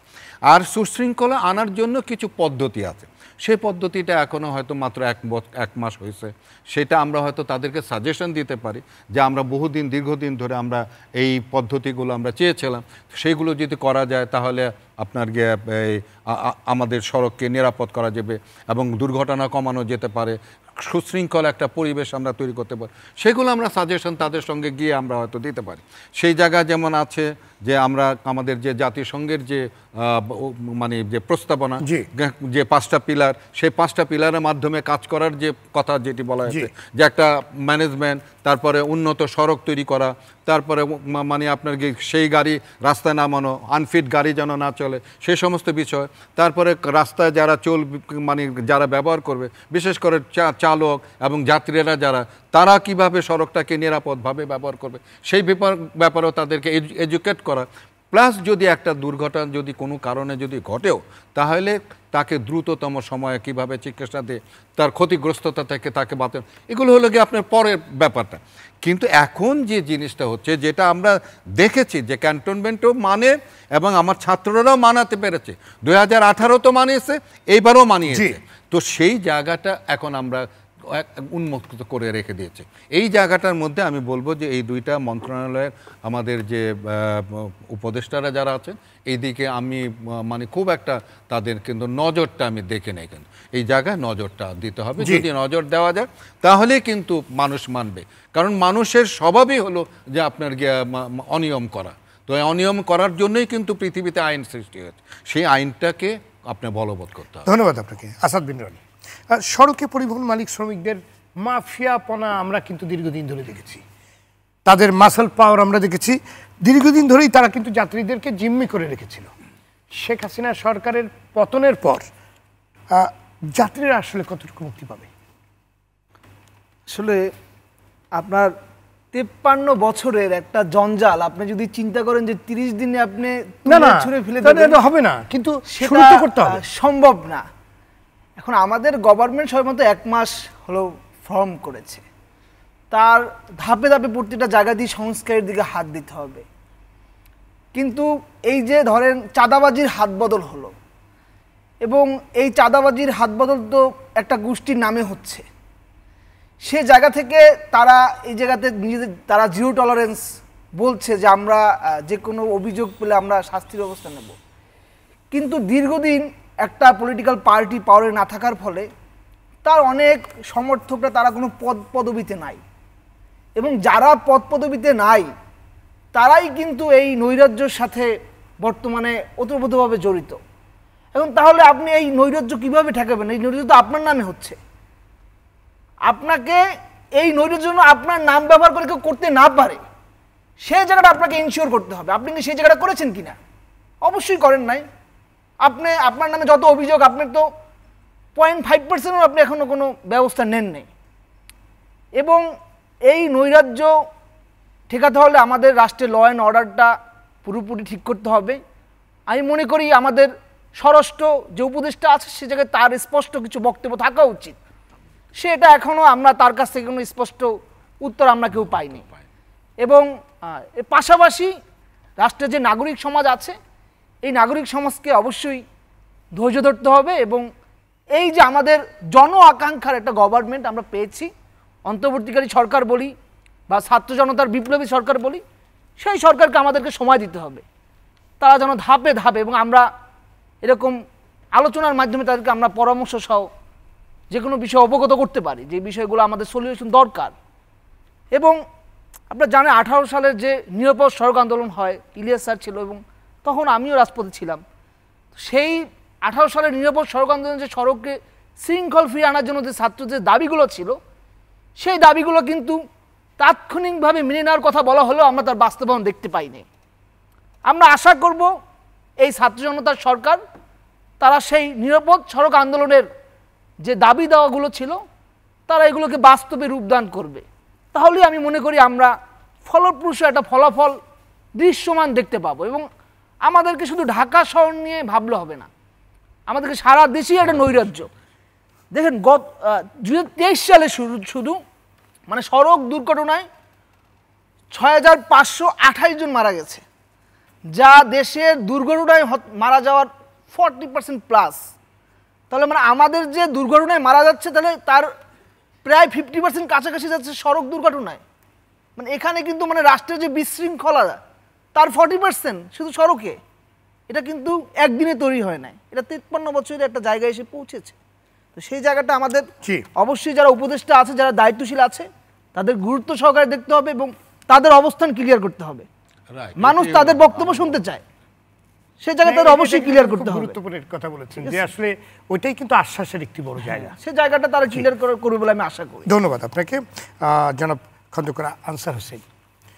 নাগরিকদের স্বস্তি দিতে সড়ক ব্যবস্থাপনার সংস্কার ও উন্নয়নে স্বল্পমেয়াদে এবং দীর্ঘমেয়াদে অন্তর্বর্তী সরকারের কি উদ্যোগ নেওয়া দরকার বলে আপনি মনে করেন? কিছুক্ষণ আগে আসাদ বিন রনি যে কথাটি বলেছেন যে গত 50 বছর কিংবা 53 বছরের জঞ্জাল তো একবারে পরিষ্কার করা সম্ভব না, কিন্তু এমন একটা ব্যবস্থাপনা, যে ব্যবস্থাপনার কথা, যে ম্যানেজমেন্টের কথা আপনার সাথে এর আগের আলোচনায় আমরা করেছি, যে সেটা দিয়ে যদি এই অন্তর্বর্তী সরকার তৈরি করে দেয়, শুরুটা করে, তাহলে কিন্তু পরবর্তী সরকার সেটাকে যদি বাস্তবায়ন করতে পারে এবং গাইডলাইনগুলো যদি আপনার তৈরি হয়, মানে আপনি রাস্তাটা তৈরি করে দিলেন, সেখান দিয়ে যেতে হবে। আপনার কাছ থেকে শুনতে চাচ্ছি। ধন্যবাদ আপনাকে। আমি 3টা ভাগে এই আলাপটা করি, তাহলে একটু সুবিধা হবে। প্রথমত হলো যে যেই জায়গাগুলোতে হচ্ছে আমরা কোনো ফিজিক্যাল কাজ করতে হয় না, কিছু ডিসিশন মেকিংয়ের কাজ শক্ত হাতে করতে হবে এবং এক্সিকিউট করতে হবে, সেই কাজগুলো আমরা শুরুতে করতে পারি। যেমন ধরা যাক, স্কুলগুলোকে আমরা একটা অর্ডার দিলে আমরা বলতে পারি যে কোন স্কুল, মানে কারা স্কুলে, লোকাল স্কুলের ম্যান্ডেটরিলি পড়বে। এটা সারা পৃথিবীতে আছে, আপনারা জানেন। আপনারা জানেন যে ইউকের মতো জায়গায় যখন প্রধানমন্ত্রীর ছেলেকে গ্রামার স্কুলে নিয়ে গেছিল, তখন এমন সোচ্চার হয়েছে সবাই তাড়াতাড়ি স্কুল বদলায় আবার পাড়ার স্কুলে নিয়ে আসছে। তো সেই দেশে ওইরকম ইয়েটা আছে। সেজন্য আমাদের এখানে আমরা কিন্তু বলতে পারি না কেন যে আমাদের বাচ্চা আমাদের স্কুলে বড় হবে, পড়বে এবং বড় হবে। সেই স্কুলটার যদি কোনো ধরনের ল্যাকিং থাকে, সেটা এলাকার লোক ইমপ্রুভ করবে। মাস্টারের জন্য আমরা ক্রাইটেরিয়া ঠিক করে দিব, সেই ক্রাইটেরিয়া ছাড়া মাস্টার নেওয়াই হবে না। সেটা খারাপ স্কুল ভালো স্কুল বলে কিছু থাকতে পারে না। কেন আমি কি অ্যালাউ করবো যে এই বাচ্চাটা খারাপভাবে পড়ুক, ওই বাচ্চাটা ভালোভাবে পড়ুক? এটা তো আমরা চাইবো না। তাহলে ওইটা একটা ইস্যু, এটা ইমিডিয়েটলি করা যায় এবং কালকেই করা যায় এরকম। দ্বিতীয়টা হচ্ছে মানে ওয়াকেবল ডিস্টেন্সে আমার স্কুল আছে। এটার একটা অ্যাডভান্টেজ আমি, যেহেতু ওনারা শুনবেন, এই জন্য আশা করছি শুনবেন। সুবিধা কি জানেন? আমরা ডিটেল এরিয়া প্ল্যানে ঢাকার জন্য বলছি, অন্যান্য জায়গার জন্য বলছি। আমরা যখন সার্ভে করে, পুরো প্লট টু প্লট সার্ভে করা আছে, প্রত্যেকটা প্লটে বলা আছে যে এখানে কি বিল্ডিং আছে, এই বিল্ডিংয়ের কোথায় কোন ফ্লোরে কে থাকে, এগুলো লেখা যায়। নতুন ভাড়াটি আসলে সেটাও লেখা যাবে। হেডমাস্টার শুধু বলবে তুমি কোথা থেকে আসছো, বাচ্চাকে নিয়ে আপনি যাবেন, যা বলবেন আমি অমুক বাসায় ভাড়া আসছি, এই যে আমার হচ্ছে কন্ট্রাক্ট পেপার। উনি খালি ক্লিক করবে, দেখবে যে ওখানে নতুন ভাড়াটিয়া ঢুকে গেছে, তখন তাকে ভর্তি করে নিবে। কোনো ভর্তি পরীক্ষা নাই, নাথিং। কারণ প্রত্যেকটা বাচ্চার পড়ার অধিকার আছে, ঠিক আছে? তারপরে যদি তার কোনো সন্দেহ হয় যে কথা ভুল হতে পারে, তাহলে পিয়নকে পাঠায় দেখে আসবে, সিম্পল অ্যাজ দ্যাট। তাহলে এই জায়গাটা যদি করি, তাহলে প্রথমত যে 36% যে যানজট সকালবেলা বা পিক আওয়ারে স্কুল আওয়ারগুলোতে, সেটা নাই হয়ে যাবে। এটা নাই হওয়ার সাথে সাথে আমার অনেকগুলো কাজ নাই হবে। সেটা হচ্ছে আমি বাচ্চাকে স্কুলে পাঠায় দিয়ে আবার আমি অফিসে যাই, তার মানে আমি একবার স্কুল পর্যন্ত যাই, তারপর আমি একটু খানিকটা ব্যাক করি, তারপরে আমার স্কুলের থেকে আমার অফিসে যাই। তাহলে ওই ট্রাভেলটা আমার সেভ হয়ে যাবে হাইওয়ের উপর থেকে। অথবা আমি যদি বাচ্চার মা হই, তাহলে বাচ্চাকে স্কুলে দিয়ে তারপরে আমি কিন্তু বাজার করতে যাচ্ছি, উল্টো দিকে স্কুল, সো আমাকে যেতে হচ্ছে, আবার ব্যাক করতে হচ্ছে। এই ট্রিপগুলো, এগুলোকে আমরা ফলস ট্রিপ বলি, এগুলো আর থাকবে না। আচ্ছা, তার সাথে আপনার এই ট্রিপগুলোই থাকবে না, তার মধ্যে ফলস ট্রিপ আরও থাকবে না। আচ্ছা, তাহলে এইটা একটা ইমিডিয়েটলি করা যেতে পারে। আমি একদম কনক্রিট সাজেশন দিচ্ছি। ওয়াকেবিলিটিটাকে এনশিওর করে আমাদের যেই জিনিসগুলো আমরা ট্রিপ জেনারেশনের কথা জানি, আমরা এগুলো পড়িয়েছি ছাত্রদের, ওয়াকেবিলিটির উপরে ভিত্তি করে আমাদের কোন কোন ফ্যাসিলিটি ওয়াকেবল ডিস্টেন্সে করা যায় সেগুলো আমরা এনশিওর করব এলাকা ভিত্তিক। ধানমন্ডির জন্য একটা, লালমাটিয়ার জন্য একটা, এরকমভাবে আমরা আলাদা আলাদা করব। তার বাউন্ডারি কী থাকবে? মেজর রোডগুলো, যে রাস্তাগুলো দিয়ে হচ্ছে আপনার বাস যায়। তার মানে আমি বাসে উঠে কোথাও চলে যাব, তার আগ পর্যন্ত রিক্সা এবং সাইকেল এবং হাঁটার মধ্যে থাকবো। তাহলে এটা একটা ইনশিওর করার বিষয় আছে। তার মানে কিছু কিছু জায়গায় আমি রাস্তাতে বড় গাড়ি রাখবো আর ছোট গাড়িগুলোকে ডিসকারেজ করব। কারকে ডিসকারেজ করার জন্য আমরা অন্যান্য সব জায়গায় দেখেছি যে এমন ট্যাক্স বসানো হয় যে সে তখন সিবিডির দিকে যায় না। সব জায়গায় আছে, আমরা এটা পুরনো, আমি নতুন কিছু আবিষ্কার করছি না। এই কাজগুলো আমাদের এখানে করা লাগবে। করা মাত্র আমার ওটাকে ডিসকারেজ করা হলো, বাসকে এনকারেজ করব। ভাঙা বাস না, আমরা দরকার পড়লে টাকা ওদেরকে লোন দিব, লোন দিয়ে সবচেয়ে বেস্ট বাসটা কিনায় দিব। এবং বাস ফ্র্যাঞ্চাইজি হলে ওদের কিন্তু মালিকানা থাকবে না, ওরা ফ্র্যাঞ্চাইজি উইল বি দি মালিকানা। এবং ওরা আমাদের কিন্তু এই স্টোরির আলোচনাতে অনেকবার এসছে যে জাপানের যে রিকন্ডিশন বাস, সেটা কিন্তু বাংলাদেশে 20 বছর 25 বছর অনেক সুন্দর এবং এত ভালো কন্ডিশন, সেখানে অন্য কোনো জায়গা থেকে রদ্দমার্কা বাস আনার তো দরকার নাই। সো এটা একটা বিষয়। তারপরে হচ্ছে যে আপনার ফুটপাথ ইমপ্রুভ করতে হবে, ফুটপাথটা ইমিডিয়েটলি ইমপ্রুভ করতে হবে। শরীফুজ্জামান ভাই অলরেডি বলেছিলেন যে আপনার যে নৌকা কিনতে হবে, আমি ওই পয়েন্টটাতে আসি, because that is very important. আমার এখানে লেখা আছে কেন যানজট হয়, তার এটা একটা অন্যতম কারণ যে পানিটা রাস্তায় থাকার কারণে আমরা বুঝতে পারি নৌকা ভেঙে গেছে কিনা, আমরা সাইড দিয়ে চলা শুরু করি, সেই জন্য আরও প্রবলেম হয়। এই জিনিসটা 1-2-র মধ্যে সলিউশন করা আমাদের অলরেডি, আমি গাজীপুর অ্যাকশন প্ল্যানের টিম লিডার ছিলাম, আমি ওখানে সলিউশন করে রেখেছি। ওই গভর্নমেন্টকে আমরা এটা খাওয়াতে পারি নাই, কারণ হচ্ছে যে নতুন কিছু করতে কেউ পছন্দ করে না। অভ্যস্ত কন্ট্রাক্টর তার পুরনো কাজটাই কপি পেস্ট করে, তাহলে তার আয়টা আসে, ভাবতে হয় কম। তো সেই জন্য আমরা অনুরোধ করব, যদি আমাদেরকে ওরকমভাবে মনে করেন, তাহলে আমরা যেও কথাগুলো বলতে পারি, আরও অনেক বিশেষজ্ঞ আছে নিঃসন্দেহে, করে আমরা একটা ভালো জায়গায় পৌঁছাতে পারবো। প্রত্যেকটা ফুটপাথের নিচে আমাদের কিভাবে ইউটিলিটি লাইনগুলো এখন আছে, this is not the correct way, এবং এটাকে সলভ করা যাবে। তৃতীয় হলো আমাদের ডিটেল এরিয়া প্ল্যান করার সময়, আমি যেহেতু ওটা টিম লিডার ছিলাম এবং আমি কোঅর্ডিনেটরও ছিলাম, চিফ অ্যাডভাইজারকেও প্রেজেন্ট করেছিলাম, আমি প্রধানমন্ত্রীকে প্রেজেন্ট করেছিলাম। সেই জায়গাটাতে আমি এখন একটু বলি, এটা একটি খুবই ইম্পর্টেন্ট বিষয়। আপনি আপনি বলেছেন যে বড় বড় পাইপ লাগাচ্ছে কী জন্য, আমরা কিছু বুঝতে পারছি না। বাস্তবতা হচ্ছে যে আপনি এই পাইপ দিয়ে যেখানে পানি নেওয়ার কথা ছিল, সেই জায়গাগুলো আপনি বিক্রি করে দিয়েছেন অলরেডি, ঠিক আছে? আমি আপনাকে সহজ করে বলি, আমাদের পূর্বাচল, অন্যগুলো বাদই দিলাম, পূর্বাচল কিন্তু ফ্ল্যাট প্লেনের উপরে বানানো, এবং আমরা ডিটেল এরিয়া প্ল্যান এবং তার আগের যে অ্যাকশন ছিল আমাদের স্ট্রাকচার প্ল্যান, পরিষ্কার করে লেখা আছে even at this stage it should not be realised. তখন বলছে আমরা সরকার অনেক আগায় গেছি, এটা বলছে কেন, তখন মাটিতে বালু ফেলে নাই। আমরা বলছি even at this stage it should not be realised. সেই পূর্বাচল বানানো হলো, তারপরে পুরো পানিটা আটকালেন আপনি, তারপরে পিছনে যারা আছে তারা ধান ক্ষেতগুলো কিনলো। সোভান সাহেবের মতো লোকের সাথে আমার কিন্তু ডিবেট হয়েছে, যে যুদ্ধ যেটা হয়েছে আপনার টিভিতে দেখেন, সেটার মধ্যে আই ওয়াজ দি প্রেজেন্টার, যুদ্ধ হয়েছে, আমরা তো ওনার সাথে কম্প্রোমাইজ করি নাই, আমরা তো এটাকে ফ্ল্যাট ফ্লোই দেখাইছি। কিন্তু রাজুক একই দিনে যখন একটি প্রধানমন্ত্রী পাশ করলো, যে এই ড্যাপটা পাশ করলো, ঠিক একই দিন উনি আবার একটা কমিটি বানানোর মন্ত্রীদের দিয়ে, হেডেড বাই আশরাফ, ওই যে আশরাফ সাহেব তখন বাঁচা ছিলেন, যে জনপ্রশাসন মন্ত্রী। তারা এখন করবে, ইভ্যালুয়েট করবে কোনটা পাস করা যায় কোনটা করা যায় না। ওনারা কি প্ল্যানার?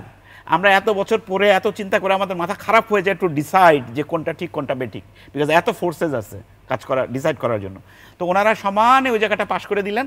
এখন কিন্তু আপনি আর পূর্বাচলের ওই রাস্তার পরে একেবারে নারায়ণগঞ্জ পর্যন্ত আপনি দুই পাশে কিছু পাবেন না, মানে সব ভরাই ফেলছে। এখন আপনি যে পানিটা ড্রেন দিয়ে নেবেন, আপনি নেবেন কোথায়?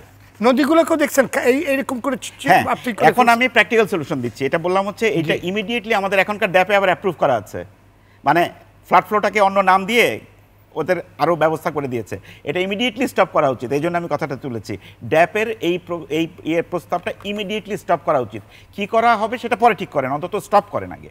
এক আর আরেকটা হলো যে আমরা প্রত্যেক এলাকাতে, এটা জাইকা 88 সালের বন্যার সময় আমাদের এই ডিসিশন ছিল, ওরা স্টাডি করেছিল ঢাকার উপরে।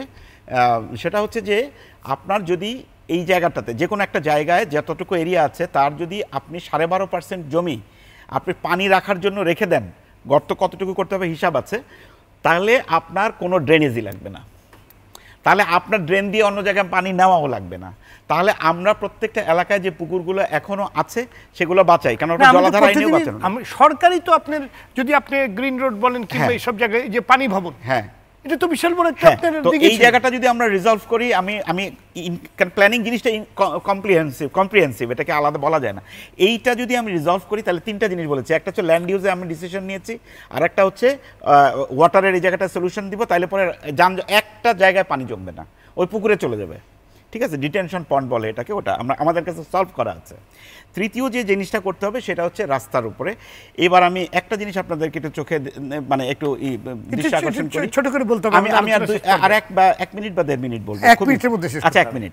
এক্সপ্রেসওয়ে যেটা এখন বানানো হচ্ছে ঢাকায়, মানে সারা বাংলাদেশের যে এক্সপ্রেসওয়ে বানানো হচ্ছে, যে ঢাকায় বসে বানানো হচ্ছে এক্সপ্রেসওয়ে, এক্সিস্টিং রাস্তাকে মোটা তাজাকরণ করা হচ্ছে, আপনারা সবাই জানেন। যেটা 2 লেন ছিল ওটা 4 লেন করবে, 4 লেন করার পরে দেখা যায় ও মা 4 লেন করলাম, তাইলে পরে এখন এলাকার লোক যাবে কোত্থেকে, এলাকার তো বাড়িঘরগুলো আছে, তাহলে আরও 2 লেন ওকে দাও, আরও 2 লেন ওকে দাও। মুখে বলেছেন 4 লেন রাস্তা বানানো হচ্ছে, 2 লেন ছিল 4 লেন বানাবেন, আপনি বাস্তবে বানাচ্ছেন 8 লেন রাস্তা, ঠিক আছে, ওখানে 2টা এটা 2টা আর মাঝে 4টা এবং রিটায়ারিং লেন 2টা, মানে 10টা লেন আপনি করছেন। এইটা করে আপনি বলতেছেন আপনি 4 লেন করেছেন। এই দিক দিয়ে আপনি কি করলেন বাস্তবে, এই যে লোকাল রাস্তাটা এটা টেনে নারায়ণগঞ্জ ঢাকা থেকে চিটাগং পর্যন্ত নিয়ে গেলেন। আমি কি সাইকেল চালায় চিটাগং যাব? এটা তো নেসেসারি না, তাহলে আপনি কন্টিনিউয়াস বানালেন কেন? টাকা কিভাবে কস্ট বাড়ে আপনি দেখেন। আর একটা হচ্ছে, এটাই শেষ করব এই পয়েন্টটাতেই, সেটা হচ্ছে ইমিডিয়েটলি তাহলে এই অ্যাকশন প্ল্যানের যে কনসেপ্ট এটাকে বন্ধ করতে হবে। আর একটা কারণ হচ্ছে যে আমাদের যে আজকের যে ফ্লাড, আপনি সব জায়গায় দেখছেন রাস্তাগুলো ভেঙে চৌচির হয়ে যাচ্ছে, এবং তারপরে পানি একদিকে উঁচু একদিকে নিচু, যে জায়গায় উঁচু সে জায়গায় বাড়িগুলোর চাল ছাড়া আর কিছু দেখতে পাচ্ছেন না, আর একদিকে অন্তত অর্ধেক দেখছেন। এইটার কারণ হচ্ছে আমাদের এই উঁচু রাস্তাগুলা। জি, এই উঁচু রাস্তা আর করা যাবে না, আমাদের এক্সপ্রেসওয়ে যেগুলো করা হবে সেইগুলো আমাদের ভায়াডাক্টে হবে ওপর দিয়ে, তাহলে পরে আমাদের যে সামনে যে ক্লাইমেট চেঞ্জের যে ইম্প্যাক্ট অলরেডি শুরু হয়েছে সেটাও আমরা অ্যাড্রেস করতে পারবো একই সাথে। Thank you. ধন্যবাদ।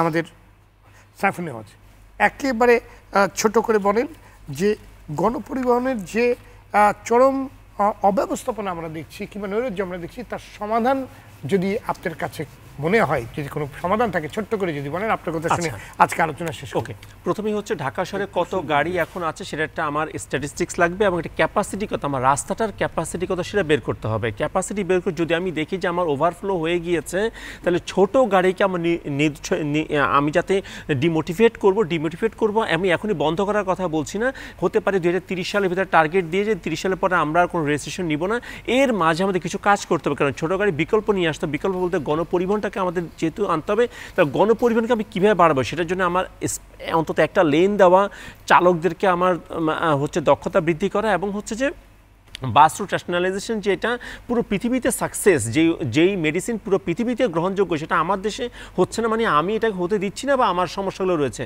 আমি বাস রুট ন্যাশনালাইজেশন করে আমি যদি বেপরোয়া চালানো এবং ওভার স্পিডিংটা যদি কমাতে পারি, আমাকে ভালো কোম্পানি আসবে, এসি বাস নিয়ে আসবে। বরং আমরা ফ্লাইওভার প্রকল্পের চাইতে যদি গণপরিবহন প্রকল্পে যদি আমরা বিনিয়োগ করি, আমরা সাস্টেনেবল একটা সলিউশন দিয়ে যেতে পারবো, এবং অ্যাক্টিভ মোডগুলোকে প্রায়োরিটি দিতে হবে। জি, ধন্যবাদ সবাইকে। জি, কারণ হচ্ছে কি যে এটা আমি ভুলে গেছিলাম, কারণ এই যে র্যাপিড ট্রানজিট যেটা হয়েছে সেখানে আল্লাহ বাঁচাইছে, তারা কিন্তু 1000 না কত হাজার কোটি টাকা দিয়ে বাস আনার কথা ছিল। তো সেই জায়গায় আমার একটা সাজেশন আছে, সেই সাজেশনগুলো হলো যারা এতদিনে যে এত টাকা পয়সা লুটপাট করেছে তাদের বাসগুলো কিন্তু অন্য নামে এখন চলছে। তো সেই বাসগুলো না এনে আমাদের এই যে এই লুটপাটের এই যে বাসগুলো আছে সেইগুলো দিয়েই কিন্তু আমাদের র্যাপিড ট্রানজিটটাকে আমরা চালাতে পারি। হ্যাঁ, চালাতে পারি। এটা সরকারের মানে কাছে আমার একটা মানে আবেদন রইল, কারণ হচ্ছে কি যে আমাদের টাকাও বাঁচবে, ভাঙাচোরা বাসগুলো সরিয়ে দিতে হবে। রাইট এবং এই র্যাপিড ট্রানজিটটাকে আপনার ইমিডিয়েটলি চালু করা দরকার এইগুলো। ধন্যবাদ আপনাদের সবাইকে। দর্শক, দেশের অর্থনীতির গতি বাড়াতে হলে সড়কের গতি বাড়াতেই হবে, কিন্তু একই সড়কে rickshaw, autorickshaw, van, pick up van, human hauler সহ নানান গতির পরিবহন চলাচলের প্রবণতা বেড়ে যাওয়ার কারণে সড়কের গতি ক্রমাগত কমছে। এর সঙ্গে রয়েছে ট্রাফিক ব্যবস্থাপনায় নিয়োজিতদের দায়িত্ব অবহেলা এবং গাফিলতি। জনভোগান্তি কমাতে হলে এমন প্রবণতা থেকে বেরোতে হবে। পুরো নগর ও নগর জীবন নিয়ে একটি পরিকল্পনা ও কৌশলপত্র প্রণয়ন করতে হবে। স্থানীয় পর্যায়ে মানসম্পন্ন স্কুল, কলেজ, মার্কেট স্থাপন করে ট্রিপের পরিমাণ কমিয়ে আনতে হবে। নগরীর ফুটপাতগুলো দখলমুক্ত করে পথচারীদের জন্য অবারিত করতে হবে। রাজধানী ঢাকা সহ সারা দেশে নির্বিঘ্নে ফুটপাত নেটওয়ার্ক গড়ে তুলতে হবে। হাজার হাজার কোটি টাকার মেগা প্রকল্পের পরিবর্তে নাগরিকরা প্রতিদিন যে সড়ক ব্যবহার করে সেই সড়কগুলো ঠিক করতে দ্রুত প্রকল্প গ্রহণ করতে হবে। নগরীতে উন্নত মানের পর্যাপ্ত বাস নামাতে হবে। দ্রুত বাস রুট রেশনালাইজেশন বাস্তবায়ন করতে হবে। বাসের জন্য ডেডিকেটেড লেন দিতে হবে। নাগরিকদেরকেও সচেতন এবং দায়িত্বশীল হতে হবে। নতুন বাংলাদেশ বিনির্মাণের আকাঙ্ক্ষায় বিপুল সংখ্যক তরুণ প্রাণ দিয়েছেন।